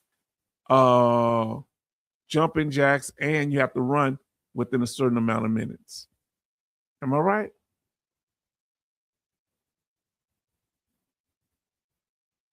Now, physical PT tests or physical training tests. Got them little kids looking like, hey, what y'all got me going on? For the military, I never done this one. Have you been through the obstacle course? Let us know. Class action can draw from disability due to dual award amount. Okay. Jay, that's like 2 years to be compensated. Say, Jay, did that take like 2 years to be compensated? Back and forth with dates. Shuttlebutt, H-Town, you have to get permission to sue the U.S. government. Okay. Wow, permission. Aren't they arrogant? Now, next one, job security. Which one you get more job security? Military or civilian job? Which one? So many people say that the military is more job security. because they don't cut as much. Like they did have that cut back in the 90s that Grace mentioned earlier. Attorneys get a big payday. Okay.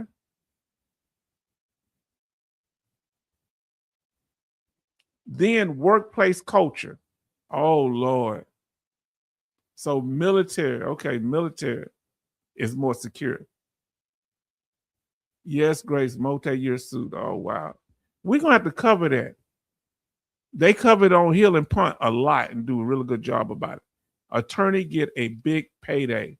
Oh, I wonder they get 20% or 30-something% of your back pay.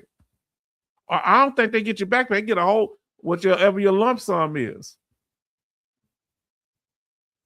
I rope climbed the basic training, only one in my company. Wow. 0 stop loss. Okay. The culture, when you were on civilian jobs, how's the culture different from when you were in the military? Let us know. Did y'all do all these little exercises and fun games where you hold, you people stand behind you and you're supposed to trust them and fall back? Did y'all do that? 1990 stop loss. Oh, okay. Yeah, okay. In the military, yes, indeed. Did y'all do that? Military is more organized and less joking around when you're in formation. You know, sometimes we cut up. Number 13. Number 11. Work hours. What was your work hours in the what we sometimes do PT, but we work from 8 to 5 on most days when I was in Germany. What was your work hours? 8 a.m. to 5 p.m. What was your work hours in the military? The work hours tend to be different. You tend, because if we did PT, we get up at like 5. Yeah, let you, so you more right. It was from 6. My fault. 6 a.m. Nah, I'm lying. Ain't no. That's when we went to formation at 8. But now, in the Army, it's 6 a.m. to 5 p.m. What is it in your branch? All right. Work hours are different in civilian world and in the military. People complain about that 9 to 5. Did you work 9 to 5 in the military? Civilians do that. 24 hours you on duty. You know what's up. And you might be up early doing maneuvers and everything. Now, who's ever been in one of these tents? That's what's different. You not in some big, is that a GP medium now? Who's ever been in the GP large? I never been in a GP large. I've been a GP medium. 24 hours if you had duty. Yeah. Yeah, but see, how we do it? Guard duty was, I think it was 4 of us. Was it 4 on, 4 off, 4 on, 4 off? So it might have been a set of 3. Yes, indeed. Now, charge say 5 a.m. to 4:30 p.m. and 3 section duties and every 3rd weekend. Now, we call it CQ. What do y'all call it when you would monitor people coming in, to the barracks? What do y'all call that? Or whatever y'all call it in y'all thing. We call them a CQ. You'd have a from a E1 to E4 and a sergeant on duty. Y'all would say 2 3 nights, 3 days off, 1 option day for training. All right. Tell us how it go. Now, 66 Love say PT 6 a.m., but you had to get up earlier than that. You know what I'm saying? And then SSS, oh, I know, and breakfast. Formation at 8. That's how we did in the Army. Import all 7 days deployed. Man. Fire watch. Oh, y'all call it, yeah, fire watch and basic training too. I heard about that. But y'all never been, we've been them big tents like this here. A row on each side. Now, this is the last one, fam. We had number 12. This one, I'm gonna ask y'all some questions. Yes, all 7 days during deployment. I need to ask you a question. Who has the more of a fixed mindset or growth mindset? And we say fixed mindset, meaning we structure in the way we do it. A growth mindset where we see things that we can change or be more flexible.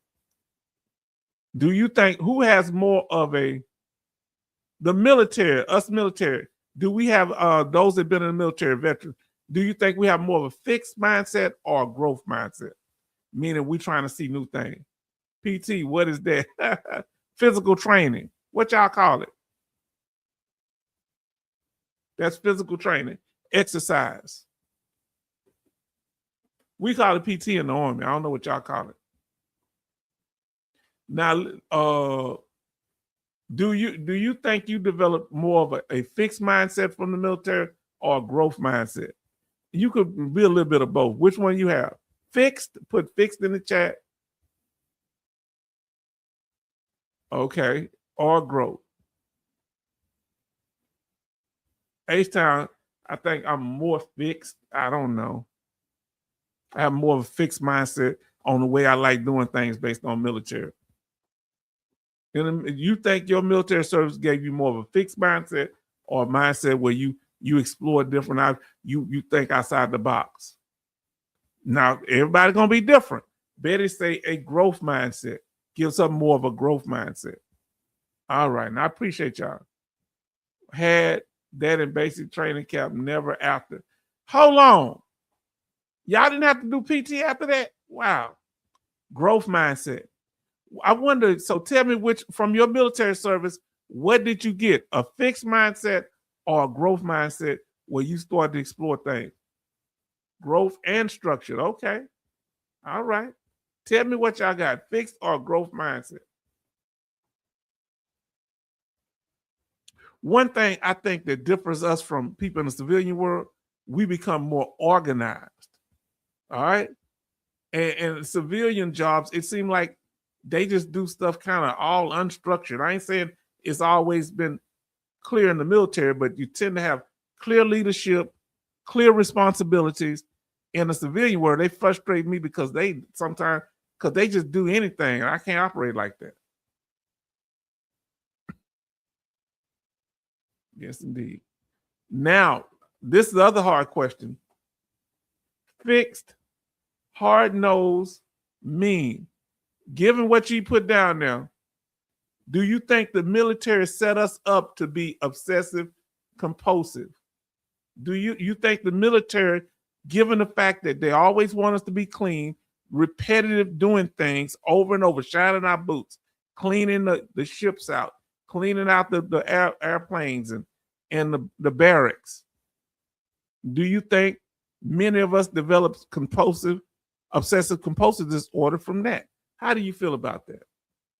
If you think you developed it due to your military service, put OCD in the chat. Obsessive compulsive disorder. All that crease in the pants. Do you think they say civilian world sloppy? Wow. Yes, it is. I can't stand it. Charles say, yes, OCD. Meaning, if things are not organized, you become sad and depressed. You know what I'm saying? It bothers me. Crease pants and shirts. Okay. Yeah, I'm somewhat OCD. So is Betty from the military service. Now listen to what 66 Love say. Actually, it could be both. Fix when you focus on the task at hand. Yet, if something goes left, you fall back, regroup, and adapt and overcome. Remember, what did they tell us when we didn't have enough equipment to complete the job? They say, make it happen. So that would be a growth mindset. Fixed on your basic training of what to do. But if something comes up, you got to be able to adapt and overcome. Betty said OCD, hospital corner bed sheets. Man, I still do them. Who still do the hospital corner bed sheets? Put some bed sheets or put bed in the chat if you put sheets in the chat if you still do those type of hospital corners, 45-degree angle. Betty Bob say, I just fixed it. I I bet you fix it as long as you ain't fixing it with a hammer, sister. Now listen, J. Oliver say, they always tardy for the party. 15 is not 15 minutes is not 8 a.m. Yes. You still do. I do too. Put a bed in the chat or something. Not depressed. Yeah. Okay. Don't mess with do more with less. Yes, indeed. They created monsters in our military. You think so? Because I wonder, they condition us. I get fitted sheets. I still, the other sheet outside the fitted sheet, I still do the corners on it. Covered in a line. Can you bounce a quarter off of it? Doc Shelley taps go to sleep. Doc Shelley enjoyed that, because let me tell you something. Doc Shelley here with fam. He know he cared about y'all. Make now this is you. Now we ain't talking about civilians. Did the military, after the military, are you more proactive, meaning you deal with a problem, or are you more reactive? You reacted after it happened. Some situations I feel like I'm proactive. Some I feel like I'm reactive. Which one are you more when it comes to dealing with conflict, issues, and problems? I think, but I'm more proactive. But that makes me very stressed out. I don't know, proactive. Yeah, I'm more proactive. Or are you more proactive where you address the issue right then, or react? It depends. Say mattress top and bed sheet. I know your children, you got on their nerve. I think I taught my daughter how to do that. I'm proactive when something needs structure. I'm reactive when somebody keep messing with me. I wait, you know. Proactive, I have a bug out. I got a bug out the bag. Okay. I'm still more proactive, always scanning my field of fire. Okay. I'm more proactive. It depends. Yes. Proactive. Family, we talking about it. We're almost done here. And I thank y'all for your patience. But I want to cover, we got to cover different topics. And how has your day? Has it been more sunny today and clear skies, or has it been cloudy skies with meteors falling? Okay, you say you're more proactive. I think I can see that with you, OT, because you really do a lot. And I appreciate everything that you do and how you help people, man, and how you come up with things, and you'll find a solution to something real quick. But Betty said it depends on the situation. Why y'all teaching me something here? Has it been a good day for you? It's been a busy day. I've been all right. I've been wanting to relax today, but I'm glad I'm able to come see y'all. Cloudy, cold, rain. Yes, sir. It's been cloudy today. We talked about it, adapting to the environment. Military teaches us how to adapt. Tell me one way that your military career help you to adapt to things. Is it to people? Is it to stressful situations? Is it in your decision making? What has your military service done to help you to adapt? It helped me to learn how to deal with people with different personalities. Okay? Oh, y'all thought I was showing the cloudy. He said it's cloudy, rain. Say always sunny here in California. Yeah, I guess I was talking about more of a mood. But yeah, okay, put it on in there. Conformity. Do you think the military, what percentage of conformity did you do to the military? I did the military do to you? And we're gonna say 1 to 10. What or you put 0 to 10. Well, how much did the military change how you operate and do things? I don't know. I'll say about a 6. It had more effect on me than not. Have you conformed to the military and you still using, say, 58 in Cloud in Pennsylvania. So 66 Love say 8. You conform. Oh, look at Sean, only a 3. You a rebel, Sean. OT say a 7. Grace say a 3. Wow. Me, I'm at a 6. 66 Love at a doggone 8. How much conformity did the military impact you? You know, it gave me structure. I was a young man, you know, it gave me structure. Jay Oliver says, and I had military people in my family, so that played a part. Jay Oliver say 9. Wow. And Betty Bob say 7. Conformity, family. Y'all conform that military service. Wow. Can you work at a job in a disorganized work environment after being in the military? Can you work in a disorganized? Let us know. I learned either civilian chaos way or Navy way. Now you see the civilian chaos. Could you handle working like this with everybody's stuff all around you like this? How does this make you feel, as the therapist would say? Could you, after being in the military? Now listen, I didn't conform to some of the nonsense. Neither did I. I had a drill sergeant that he could tell, but what are you gonna do? Beat me? You know, but I did what he's told, but I was hard-headed once in a while. In a sense, you know, he could tell, but I did whatever he told me to do. I grew up in the hood. After a while, I did call on my cousin, kind of upset. Said, man, it was a man, she was female. I said, these people crazy, yelling at me. I'm mad because I can't do nothing. You know what I'm saying? Well, no, you people all in my face like this. I said, I want to come home. Oh boy. I said, man, these people crazy, yelling and beating trash cans at 4 a.m. Can you work in a disorganized environment? Now look, these are 2 military personnel posing for a photo, and they both almost at parade rest. Why do we automatically go to the you know, they parade rest or the prison pose? You know the deal. Now listen. Oh, hold on. Let me see. I don't like mass punishment and basic training. Oh, I couldn't stand that. If somebody messed up, everybody had to face the consequence. I think that leads to people to be mad at that individual. Huh? Grace say, I am who I am, and I'm special, never change. Oh, they didn't break you in the military, huh? Yeah, they want to break us.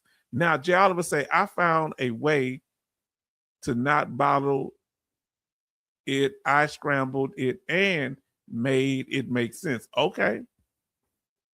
A nice thing about the Navy was flexible. Okay. All about priorities, chaos, and not.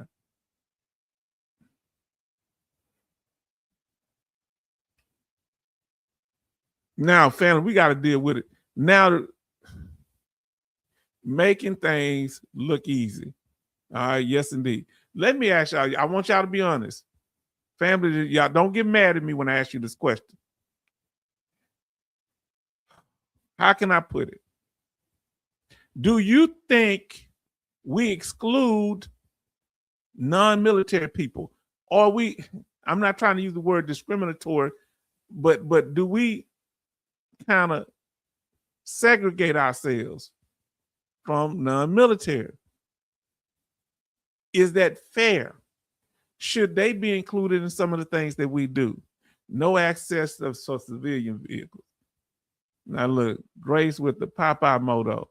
Popeye Grace, right? Oh Lord, make things look easy. Yes, indeed.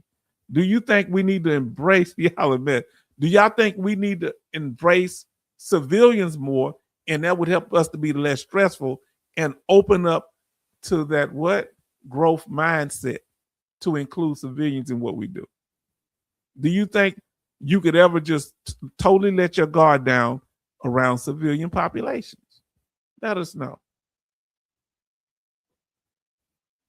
Or will we always be the black sheep because we are different? They know we're different, right? And we get benefits that they don't get, and we move and act differently. Can we bridge the gap between civilian workers and those without military service? Have you ever been told when you were in a civilian job, You're different. You know, your military made you different. Will they ever get us? Civilians don't get it. What don't they get? Tell us, Betty Box, what don't they get? Jay Oliver say they have no skin on the wall, so they watch from the stands. So do you think if they want to know, will we always keep them? Could they ever understand us? Let me just get going straight out. Huh? And if they don't understand us, what they really want from us? It's double-edged sword in a way. Yes, it is. Why is it a double-edged sword? Because we want to get along with everybody, but we just don't fit, man. I'm telling you, it'd be some weird stuff. I stay here at my house, family. Just weird stuff happening here. There. People trying to make eye contact. I literally had to tell another neighbor, a neighbor, just like I told that guy at Costco, hey, man, don't talk to me. Just leave me alone. He making little slick comments. Oh, I see you getting your yard together, huh? You're finally getting your yard together, you know. Man. This I fell down. Wasn't nothing wrong with my yard. The grass is grown, but I'm hurt, right? But I ain't got to tell him I'm hurt. You say, I just ate the spinach last night. So great. Don't forget how much. I'm strong to the finish because I eats me spinach. I'm Popeye the Sailor Man. The best Popeye movie was with Robin Williams in 1980, I believe. Never forget that. Was that 1980? Robin Williams, rest in power, brother. I loved him. Civilians can't relate to what we have learned from the military. All right. They don't understand PTSD. What is that? I don't know how to say that. You know, it's been done. I don't know how to say that. Jack Nicholson said in A Few Good Men. Yes, indeed. He made several statements. The one with military family members get us more. Yeah, yes, indeed. Live around veterans. Yeah. You know, my neighbor, or one of my neighbors, she her husband ain't a veteran, but her father is. And so that's why I said, well, I don't know why I always get along with you. Because her father was a Vietnam veteran. And she got no problem with it. She don't have to explain. She said, my dad used to they from the country, but he used to put newspaper on the window sometimes when her mama wasn't watching, because you know he said they were exposed. They say you can see from the outside. Now, are you in a veteran group? Let us know if you're in a group right now. When the last time you went to a veteran support group? I am not. Are you in a veteran group? Be honest.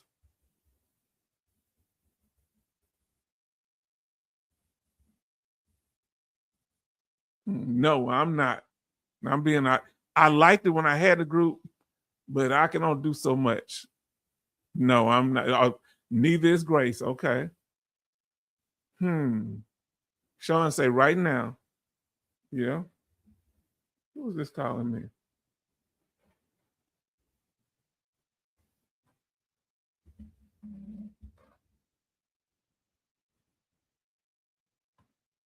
Somebody calling me about the tollway and our old tollways. I don't know how they got this number.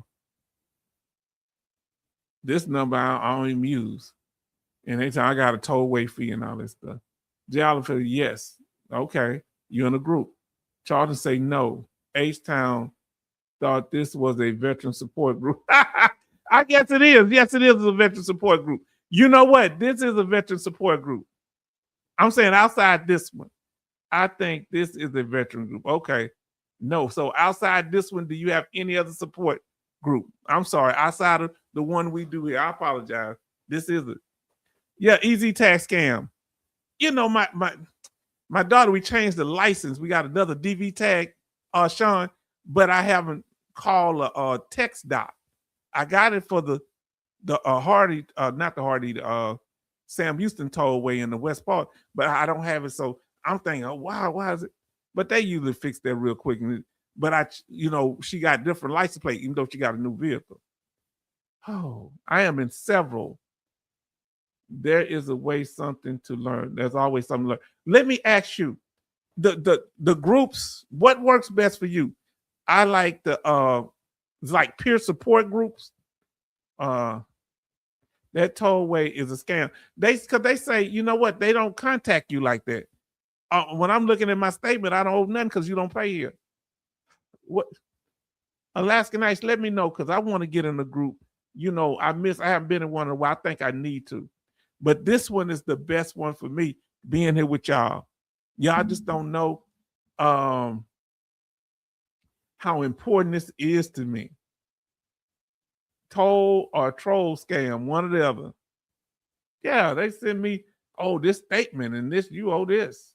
I missed something. He said, I am a member of the Masonic Lodge. Most are ex-military Navy people. So yeah, you can relate good to that. Yeah, it's good to be in a group.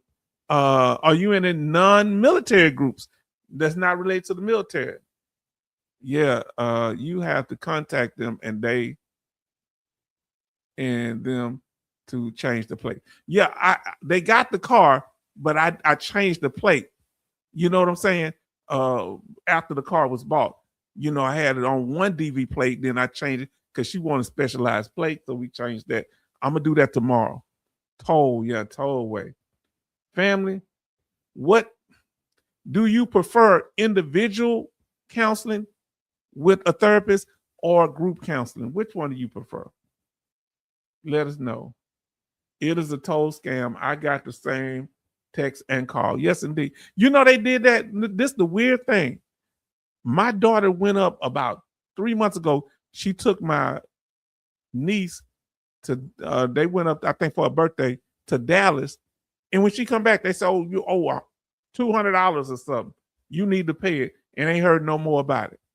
I say, she was up in Dallas. So how they know she went to? So you prefer individual therapy. Which one? Individual therapy or group? Tell me which one y'all prefer, family. Which one, that does help you the most? Right now, I have to say individual. Other than this here group right here, this is good. I'm talking about with the VA.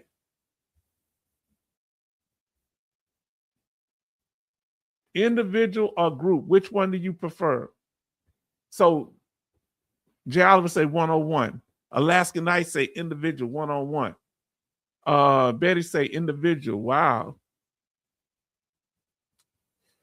Our tolls go up every January. Wow. We need to get you, make sure you're at that 100%. They said they were going to get rid of those tolls back in the 90s. Remember that? They took them down for a minute, Grace. When did they put them back up? Remember that one going past Mount Trashmore? They had took it down. What happened? OT say individual therapy. I like group too, but right now, sometimes some of the, I want to be somebody kind of more my age. I don't know. Just sometimes I don't know. And maybe younger, I don't know. Individual and group. I meet a lot of good people who's blessed there, but sometimes we having them haters over there. Man. Family, you tell me, how can we bridge the gap between the civilian world? Can we bridge the gap between the civilian world and the veteran world? Put yes or no, maybe in the chat. Or can it be done? If so, how? If you say yes, how? Can we bridge the gap? Let us know. Oh boy, y'all got my heart. We talking about serious topic here. It's starting to touch me here. The Pennsylvania, the reader was confused. 0 and 0 digit plates. Yes. Oh wow, that's crazy. 60 years, easy pass, and yes, 25 cents. 10-cent tolls back in the day. Wow, I remember that.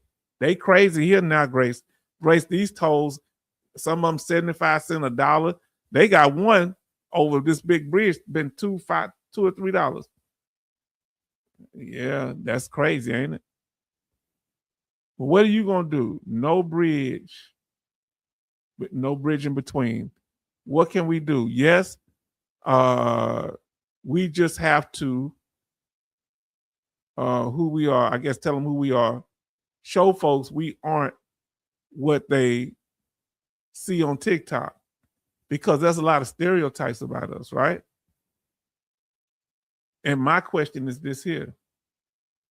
One, we need I think many times, the only time civilians see us if a family member has a funeral and they were a veteran, they see something else. How can we get civilians to see what's really who we really are, the facts and not the myths? We're not all just crazy. Now listen what our brother say. H-Town, you have a tag for all Texas or just Harris County. Now, here's the thing. It covers all in Harris County and the surrounding area. However, Fort Bend County too, we get to ride all these free. But if you go to Austin, only certain ones you can ride. If you go to Dallas, I don't think any of them are free. You hear what I said? Because they that's one big thing up there. It don't work up there. It's a local thing with the tolls here. Unless this text dot, and that goes through Austin, some of them. Peak times and non-peak, every year rates go up. I thought they got rid of them. Didn't they get rid of them for a minute there, Grace? I thought they got rid of them for a minute, the tollways. Now, Betty say, we will never be able to bridge the gap. Civilians think we got it easy and we complaining. I guess we complaining too much, right? Do not reveal how bad care is, and we have to fight for what we own, what is owed. Now, listen. Here's the thing. That's why I think some of the people that work at the VA that are not veterans, I think they be kind of that give us hard times. The ones that give us hard times, I think they be kind of low key, kind of envious of us. Like what they complain, I don't have no health care. I take this. So there's some of them that become kind of abusive up there. Now listen what Jay Oliver says. Major companies are starting veteran employees resources groups to connect with the corporation. It worked great with my former employee, Entergy. I want to say Entergy. Okay. HOV lanes can go up to $18. Ooh, I heard that that turnpike, it was like $10, $15 back in 2005 when I was up there coming from New Jersey Turnpike. Now, Sean say Dallas has a lot of tolls, and none of them are free, bro. Now, Bionic Woman is up there. She'll tell me if I'm not correct.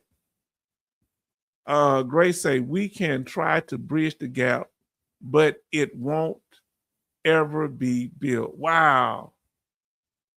Man, now listen to what OT says. Social media puts us on the spotlight to gaslight how things are. And remember, they have people on like I got my 100% peacocking and walking and strutting. And I don't know if that's veterans or not, but some of them may be. And I think I agree, OT. Yeah, I agree with you too, OT.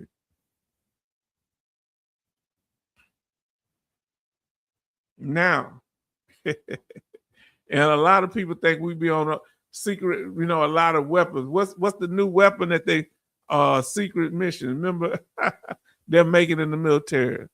Research and development, baby. And I think I had this one on that side. Oh, family. Now I want to ask y'all one last question. And this ain't related to the topic for tonight. Do you still, I need some advice from y'all. Do y'all feel like that we should have focused more on having paper copies of our military records or on the computer? Which one do you lean toward? Because, which one easier for you to deal with? Hard copy is good, but what if I burn up everything? What if it's on computer, but then the computer crash? What's a good way to handle this? OT, I know you're a computer guy. What do y'all say?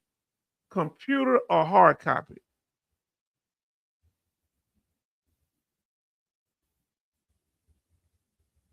Of your records, military records. Which one should be your backup? Hard copy was hard paper copy, okay.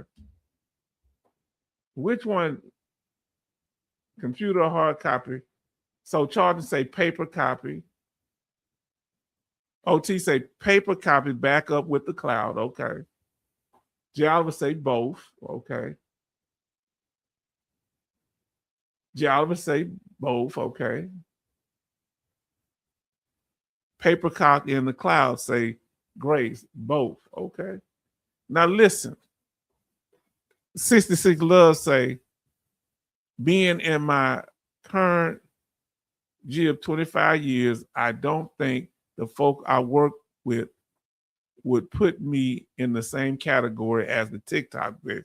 I think they know who I am. Yeah, if people, family, I need, because this is, I want to see how I'm going to do this here. Because I got the hard copy, but I need to get all these papers together. And I need to put them, back them up. Paper and the cloud. How would, if something happened to me, how my daughter going to be able to get to the cloud? I got to get her a password right now. You see what I'm saying? If I pass away or something. Now, listen, I ain't trying to go nowhere. Computer and thumb drive. So that's the way I do it. So having computer, but having it on a thumb drive, so my daughter just put it in there. That's great, 66 Love. Yes, indeed. Thank you for that statement, 66 Love. Family, y'all been so incredible. We're going to get ready to close out. And I thank y'all for y'all patience. Oh, whoa, here we go. Whew.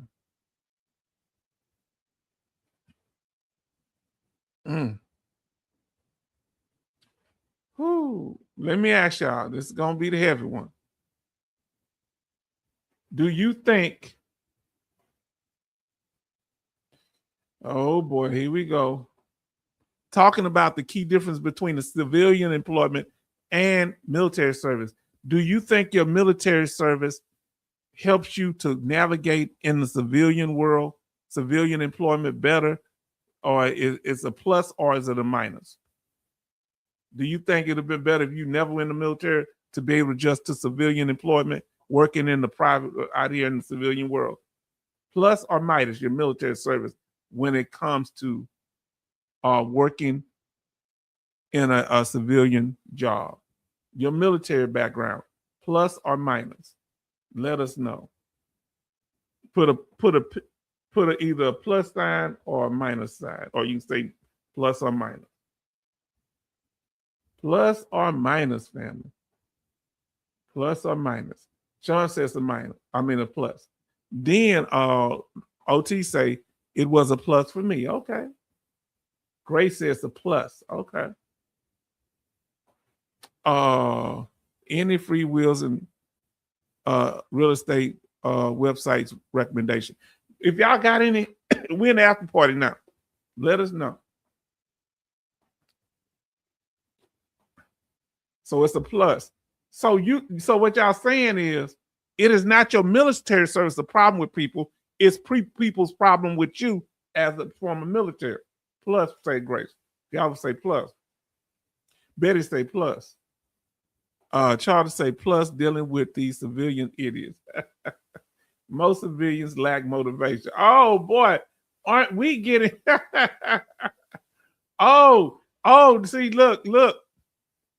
Now I got one final question I thought wouldn't happen. Do you agree? What is your view? Have been oh boy, they're gonna be mad at us, huh? Having been in the military, what do you think the problem is with civilian workers that they don't understand? Or they lack motivation, they lack organization? What's your major thing with them? I know we got our shortcomings too now. H-Town, get a couple of folders from Folder girl shipmate Betty Bob. Yeah. What is a folder girl? Yeah, I got a case with most of my stuff in it, and I'm gonna do that, but I want to have a computer backup. 35 years, semiconductor field. Most of my co-workers are ex-military. Hope you have a will. Yeah, now that's important. Yes, indeed. I do, but time to update. All right. Now let's see what y'all got here. Say all. I did the 401k, civilian complaints, too much. We just get things done. Yeah. Because I don't like how they waste time in the civilian world. Just get to the point. Let's keep it moving. I got to kiss your butt and work. Family. So my question tonight, did we deal with the issue? What are the key differences between civilian employment and military service? Did we answer the question? Let us know. Did we answer the question? Let us know. And we're going to get ready to close out.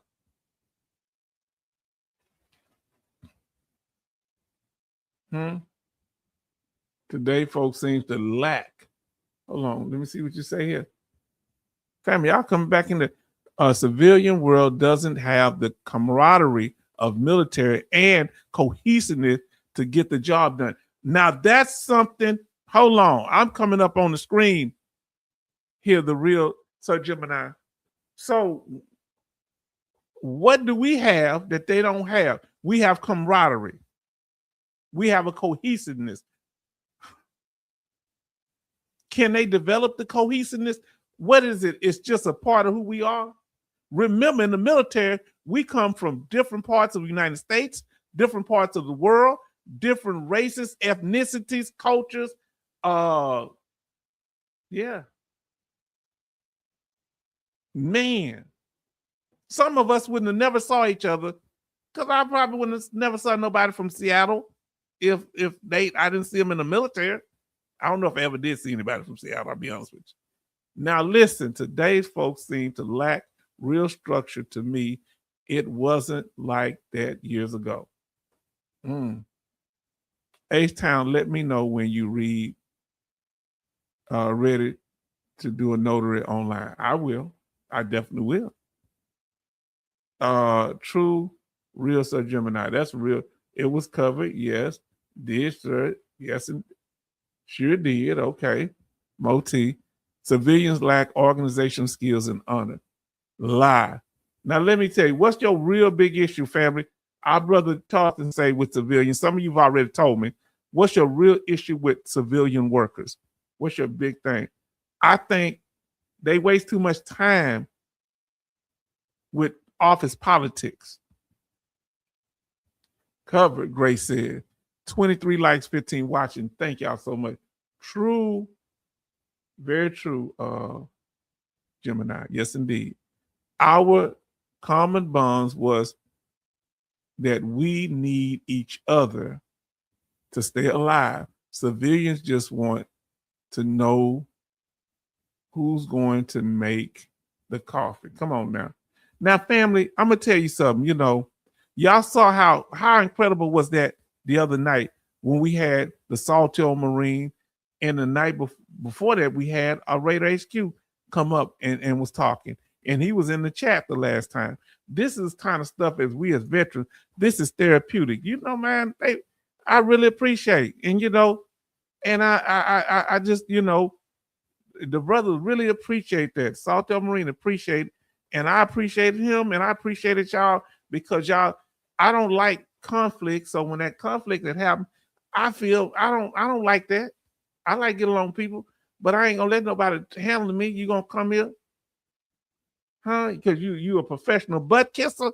Don't come to my channel. That's why I got that dude out the paint. Think he can out talk me. But that don't mean I got any ill will toward nobody. I just can't go over nobody else's channel and talk crazy. So I appreciate Raider coming in here and showing support.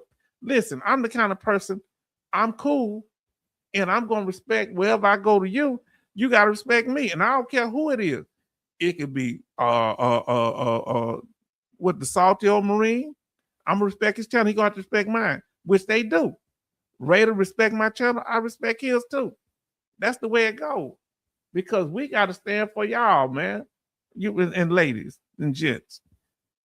See, I have to differ. I see these interactions and they are all the same. They have that cohesiveness. It's just like ours. Now, let me ask you. Yeah, we say Sean already, yes, indeed. Great collaboration. I gotta ask y'all a question though. Before y'all go, I'll be saying this last question. I gotta ask y'all a question. Why do you think? I know why y'all told me y'all come here. Why do y'all think? Hopefully they're not watching. It's between us, okay? Why y'all think other content creators come to my channel? I really don't know. I know they what they say stuff like, you know, because I asked Salto Marine and he just said, because you're likable, you're nice. I don't get it. I'm not computing. Because there are other people nice, but I'm trying to understand, why do y'all think they come? And I know it has a lot to do with y'all. But y'all be over there on their channel. So they can just see y'all when y'all over there. I'm confused. I want to know. Come on, let me know. I don't fully know. I guess the way I run my channel, maybe because it's interactive. Other than that, I really don't know. I'm trying to learn. I got some ideas from what y'all say. Please help me out. VBA, okay. Because when you brought up the collaboration, that's what came to my mind. The civilians never have to go through that, Sean. And maybe the questioning, I don't know. I like to ask questions I don't know. Let us know. They need a moderator. You handle things. Okay, now I get that. Oh, family, let's see where we at. You say almost at 3,000. We almost at 3,000 subscribers. I forgot to bring that up. All right, we at 2,901. We need 99. It was, I lost two. We had 2,903. So we need 99, family. I think we all channel surf for the most part. When we find something we like, we stick with it. Now, what makes you stick with some channels and other channels you say, oh, I had enough of that? I think it don't mean that people are false flagging. If I like to do stuff, you know, different stuff, and I like channels that help people, like Raider always coming up with something new that'll help somebody. I like that. True 66 Love. What are y'all looking for? 99 bottles of beer on the wall, 99 bottles of beer. When one beer fell off the wall, got 98 bottles of beer, 98 bottles of beer on the wall. Oh, Lord. I don't even drink. Say, yes, Grace. So, what do y'all look for on these channels when you go? How many you look at on a constant basis now? As Betty said, click the like and subscribe button. Yeah, it takes 2 down. Okay. I take 2 down. What's take 2 down? You say, tell me what you mean by that. I don't know what you may be talking to somebody else. Oh, you take 2 bottles of beer? What is that? Oh, boy. Now, listen, family. I appreciate y'all. And that last live stream, that was wonderful. I enjoyed that because I love asking questions. That's what I do.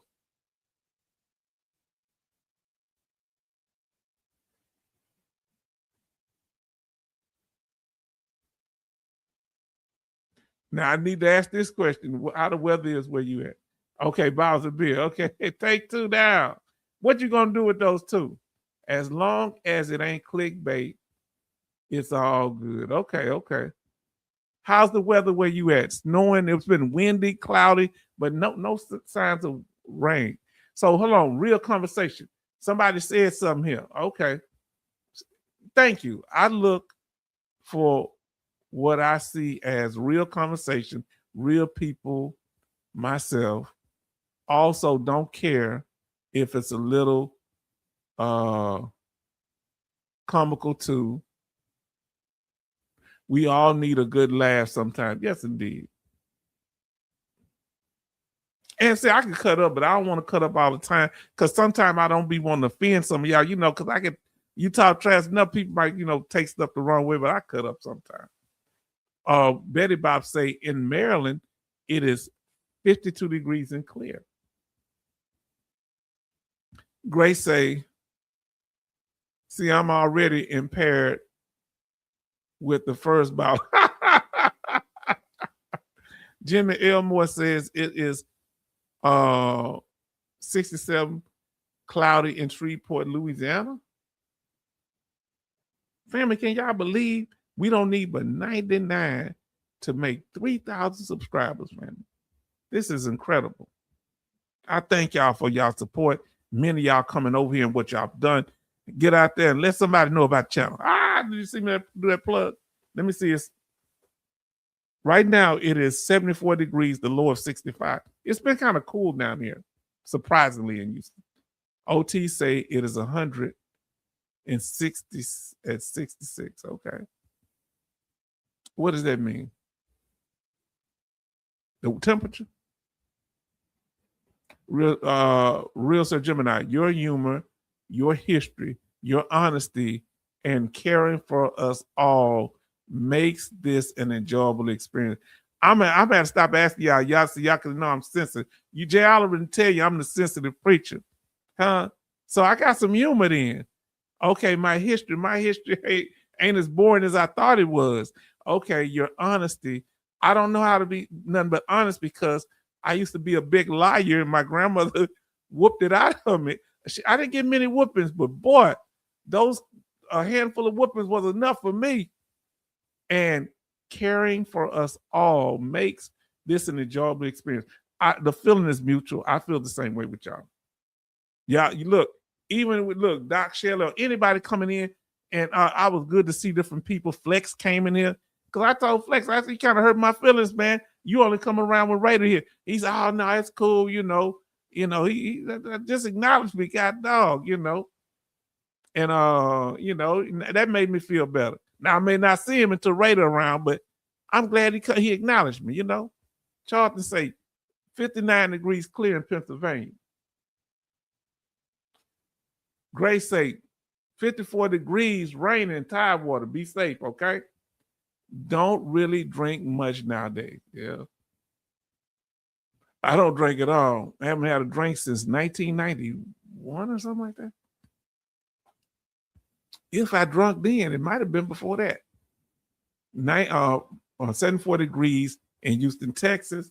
74, I'm right here in the Houston area. I'm Houston too. Houston about a mile from me. So it's really, I'm in Houston. Real Sir Gemini say, you must spend quite some time to make your show interesting and flowing. Yeah, the slideshow part, yeah. I could sit up here. Now, this part of it, yes, when I'm putting out the information, but the part of me interacting, Sir Gemini, I ain't trying to toot my own horn, but I have a gift of being able to question people. I've always been a questioner, and when they say stuff certain ways, I just love to want to know. I'm interested in people. I'm genuinely interested in knowing how people are doing, what's going on in their life. My daughter has my gift too, and we're not really, how can I say, we're not extroverted like that. So I'm gonna tell you what's made about my daughter, because we kind of to ourselves. We at the house, we'll be to ourselves. She'll go meet with friends. I might talk to my friends or talk to y'all, but on a general basis, I just kind of do stuff by myself. Now somebody come up, I'm gonna be rah rah rah rah. Now OT just said it. Now that's what I get it now because I forget these things. OT just said it. Yes. What was I about to say? My daughter, when she was in elementary school, it was this girl, a young girl that's her age, who had, I think, Down syndrome. And that girl, when my daughter I take early because I had to go to VA appointments. I take in there early to the school care. You know what they call it, like, like the daycare for the school. They have right there. And as soon as my daughter walk in there, that girl come up and follow my daughter all the way back to the table and just sit there, and she just be talking. And I say, this used to happen to me. It is kind of crazy because people just come up and talk to me, and people that I didn't really remember. One guy in the elementary, a manager over at Chick-fil-A, I remember you used this and used to wear cowboy boots and suits. I shouldn't tell you that. I didn't want no church shoes. I want cowboy boots. Field day, I had on 3-piece suit and cowboy boots. Don't you ever tell nobody. Where is Pastor Dougie? Kelly is always comfy, especially where I met in Ventura, California. Okay. Jason Hope made it back home from being out in the country. Oh, yeah. Oh, Jason been out. Oh, be safe, Jason. H-Town, I'm going to make you cry. Get a tissue. Thank you so much for being here. I look forward to seeing you having a live. Oh, cut it out. I'm emotional. Look, I'm okay. I'm a soldier. Stuff like that I got on my bulletproof vest, my sensitive proof vest. Now look, you a good facilitator each time. Now, yeah, I didn't. That happened by accident. I didn't. Now that part, the Real Sir Gemini, I don't practice on. That comes from my family. It's in the DNA and the culture of my family, and I've learned how to use it because usually people get mad at me because I'm able to talk to people. And so I just go in my shell because I don't want people to think I'm trying to outdo nobody. And it's people that kind of resent me because I'm able to talk to people in the way that they can't. And so they be trying to throw a little shade, And I don't like it, man. So OT say, yes. Let me see. Okay, y'all talking about something.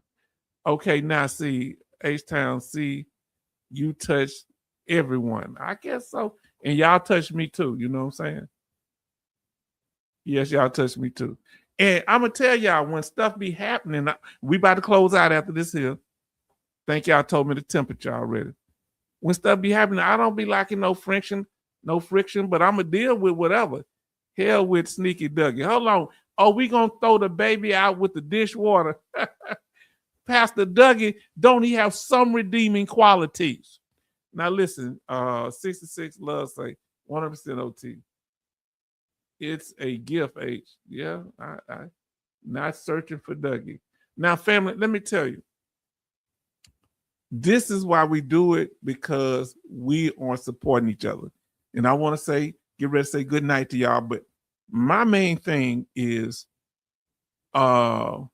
making sure y'all all right. Making sure this is naturally who I am.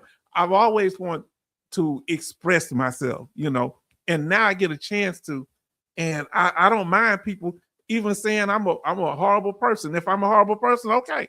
If I do something wrong, okay. But don't misrepresent me. I don't like being misrepresented, and I want my true story to get out on what type of person I am.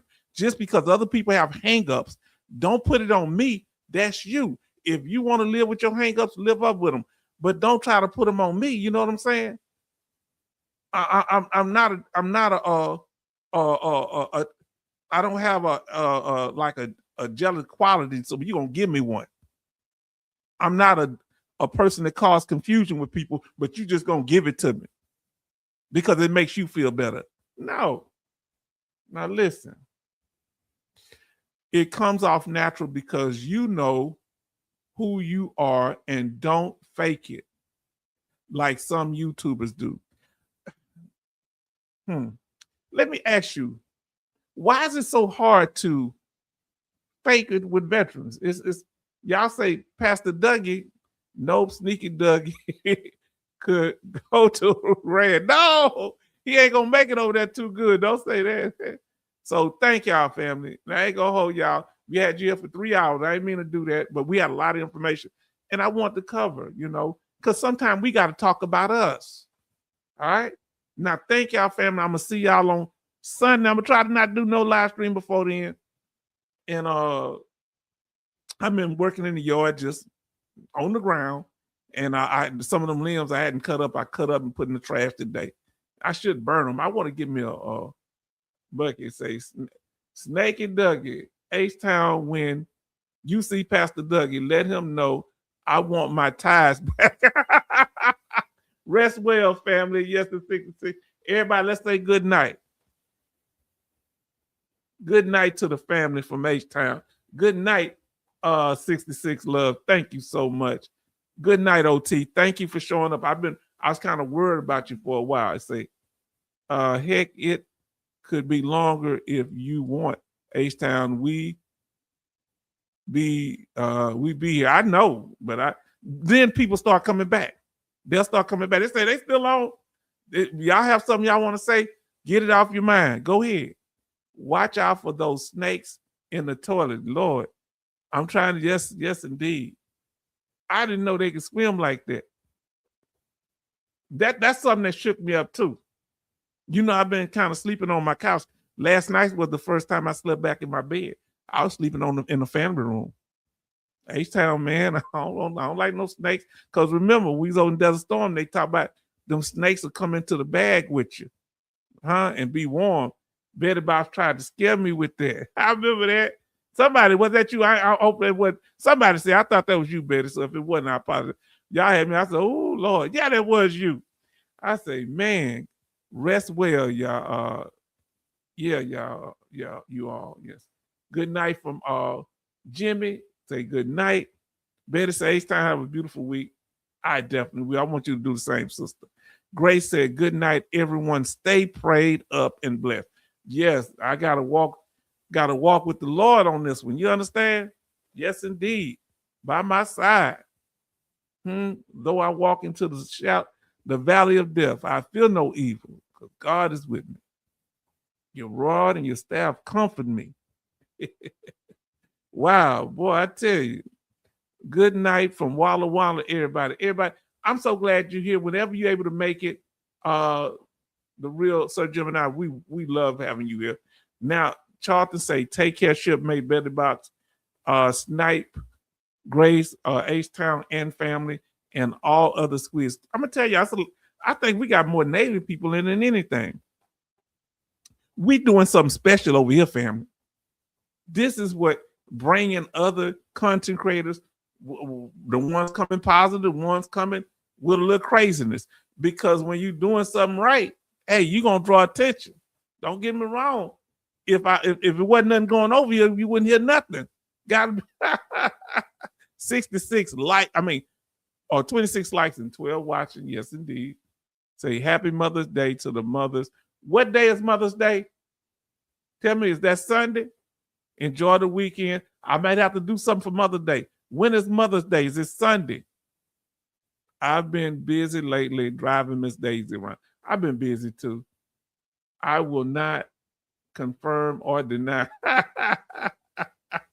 Yeah, I think that was you telling me about the snakes crawling in my bed. She said, I won't. You starting to sound like Doc Shelley now. Maybe I did. Maybe I did. Good night, all. Oh, man. Say, thank you, Mother's Day wishes to all the mothers. Everybody say Mother's Day wishes to all the mothers. Happy Mother's Day to all the mothers and those that raise children. You mothers too. 23rd Psalms. Yes, indeed. Hug a snake tonight, H-Town. Do you see how mean he is? Somebody said, y'all get that? He's a sniper, ain't he? Get that snipe. I don't even know if I said it right. Y'all gonna give him a tug lash and get that snipe. Or squid or something is. Happy Mother's Day, my sisters. Yes, indeed. Happy Mother's Day, sister. Love. Grace say Sunday. Yes. Oh, Sunday. We gonna have later that evening, I'm gonna do something for Mother's Day. So on some love. Did I do something last Mother's Day? Betty Pops. Yes, happy Mother. I'm gonna do something Father's Day too. Happy Mother's Day to all the sisters. And happy Mother's Day to you, Grace. Happy Mother's Day to you, Betty Bob. Happy Mother's Day to you. Let me say Betty Bob's. Happy Mother's Day. Grace, happy Mother's Day. Alaska Nice, say good night. Happy Mother's Day. She say good wishes. Yes, indeed. And thank you, family. Y'all don't know. Oh, between Betty Bob's and Alaska Nice, y'all just don't know how much I'm blessed. And then we got, wow. And thank you for all that excellent stuff you've been bringing. And I don't just say it here, but I thank her behind the scenes too, because Alaska Nice, I just don't, time been more busy now.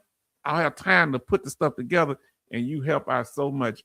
But with the information that you and Betty Bob's gave me, I could have a live stream for a year. So I got to keep pulling that stuff up. Good night, Alaska Nice. Yes, indeed. Yes, you did, H-Town. Thank you. Y'all made me feel good. Say thank you. And good night. I want to make sure y'all know that H-Town got love for you up in there. And I want to make sure you all right and that your life is going all right. We are here. When you need, email me. If it's something the family need to come together, I'll call a live stream. You hear what I said?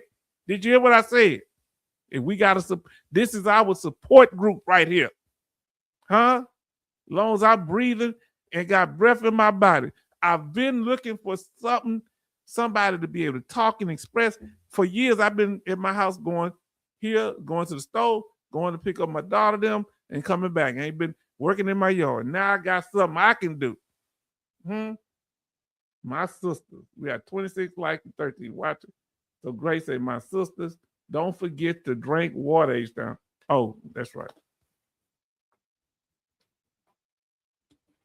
So family, I want to say thank you. We will definitely see y'all on Thursday, on Sunday. Because you know when you're retired, you don't remember days.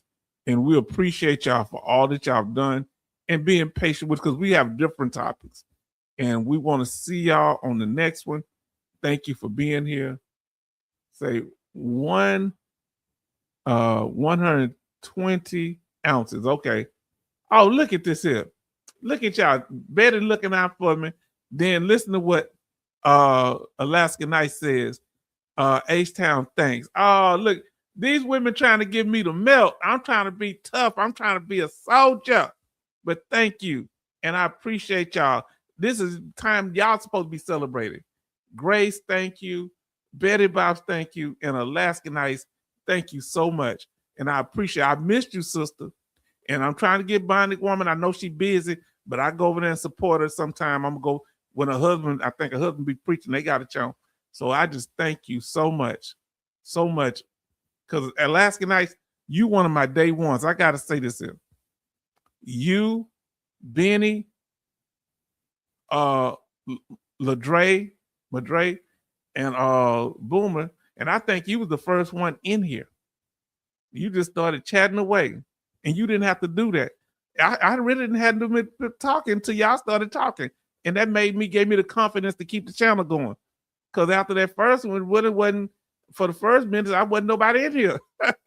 Well, this was about 2 years ago, fam, around Thanksgiving. I don't know when it was. I forget what month it was. But thank y'all, and thank you so much. Alaska Nice, you show now how to make a black man blush. Now take care. Thank y'all. And we're going to see y'all on the next one. Email me. You need me. Bring some good information, because I'm going to go over some information that Alaska Nice and Betty Bob sent us on the next one. And, Charleston, what he sent us. I'm going to cover that on the next one. We might have to just do a news section, like I said before. And to the family, good night until next time. Take care.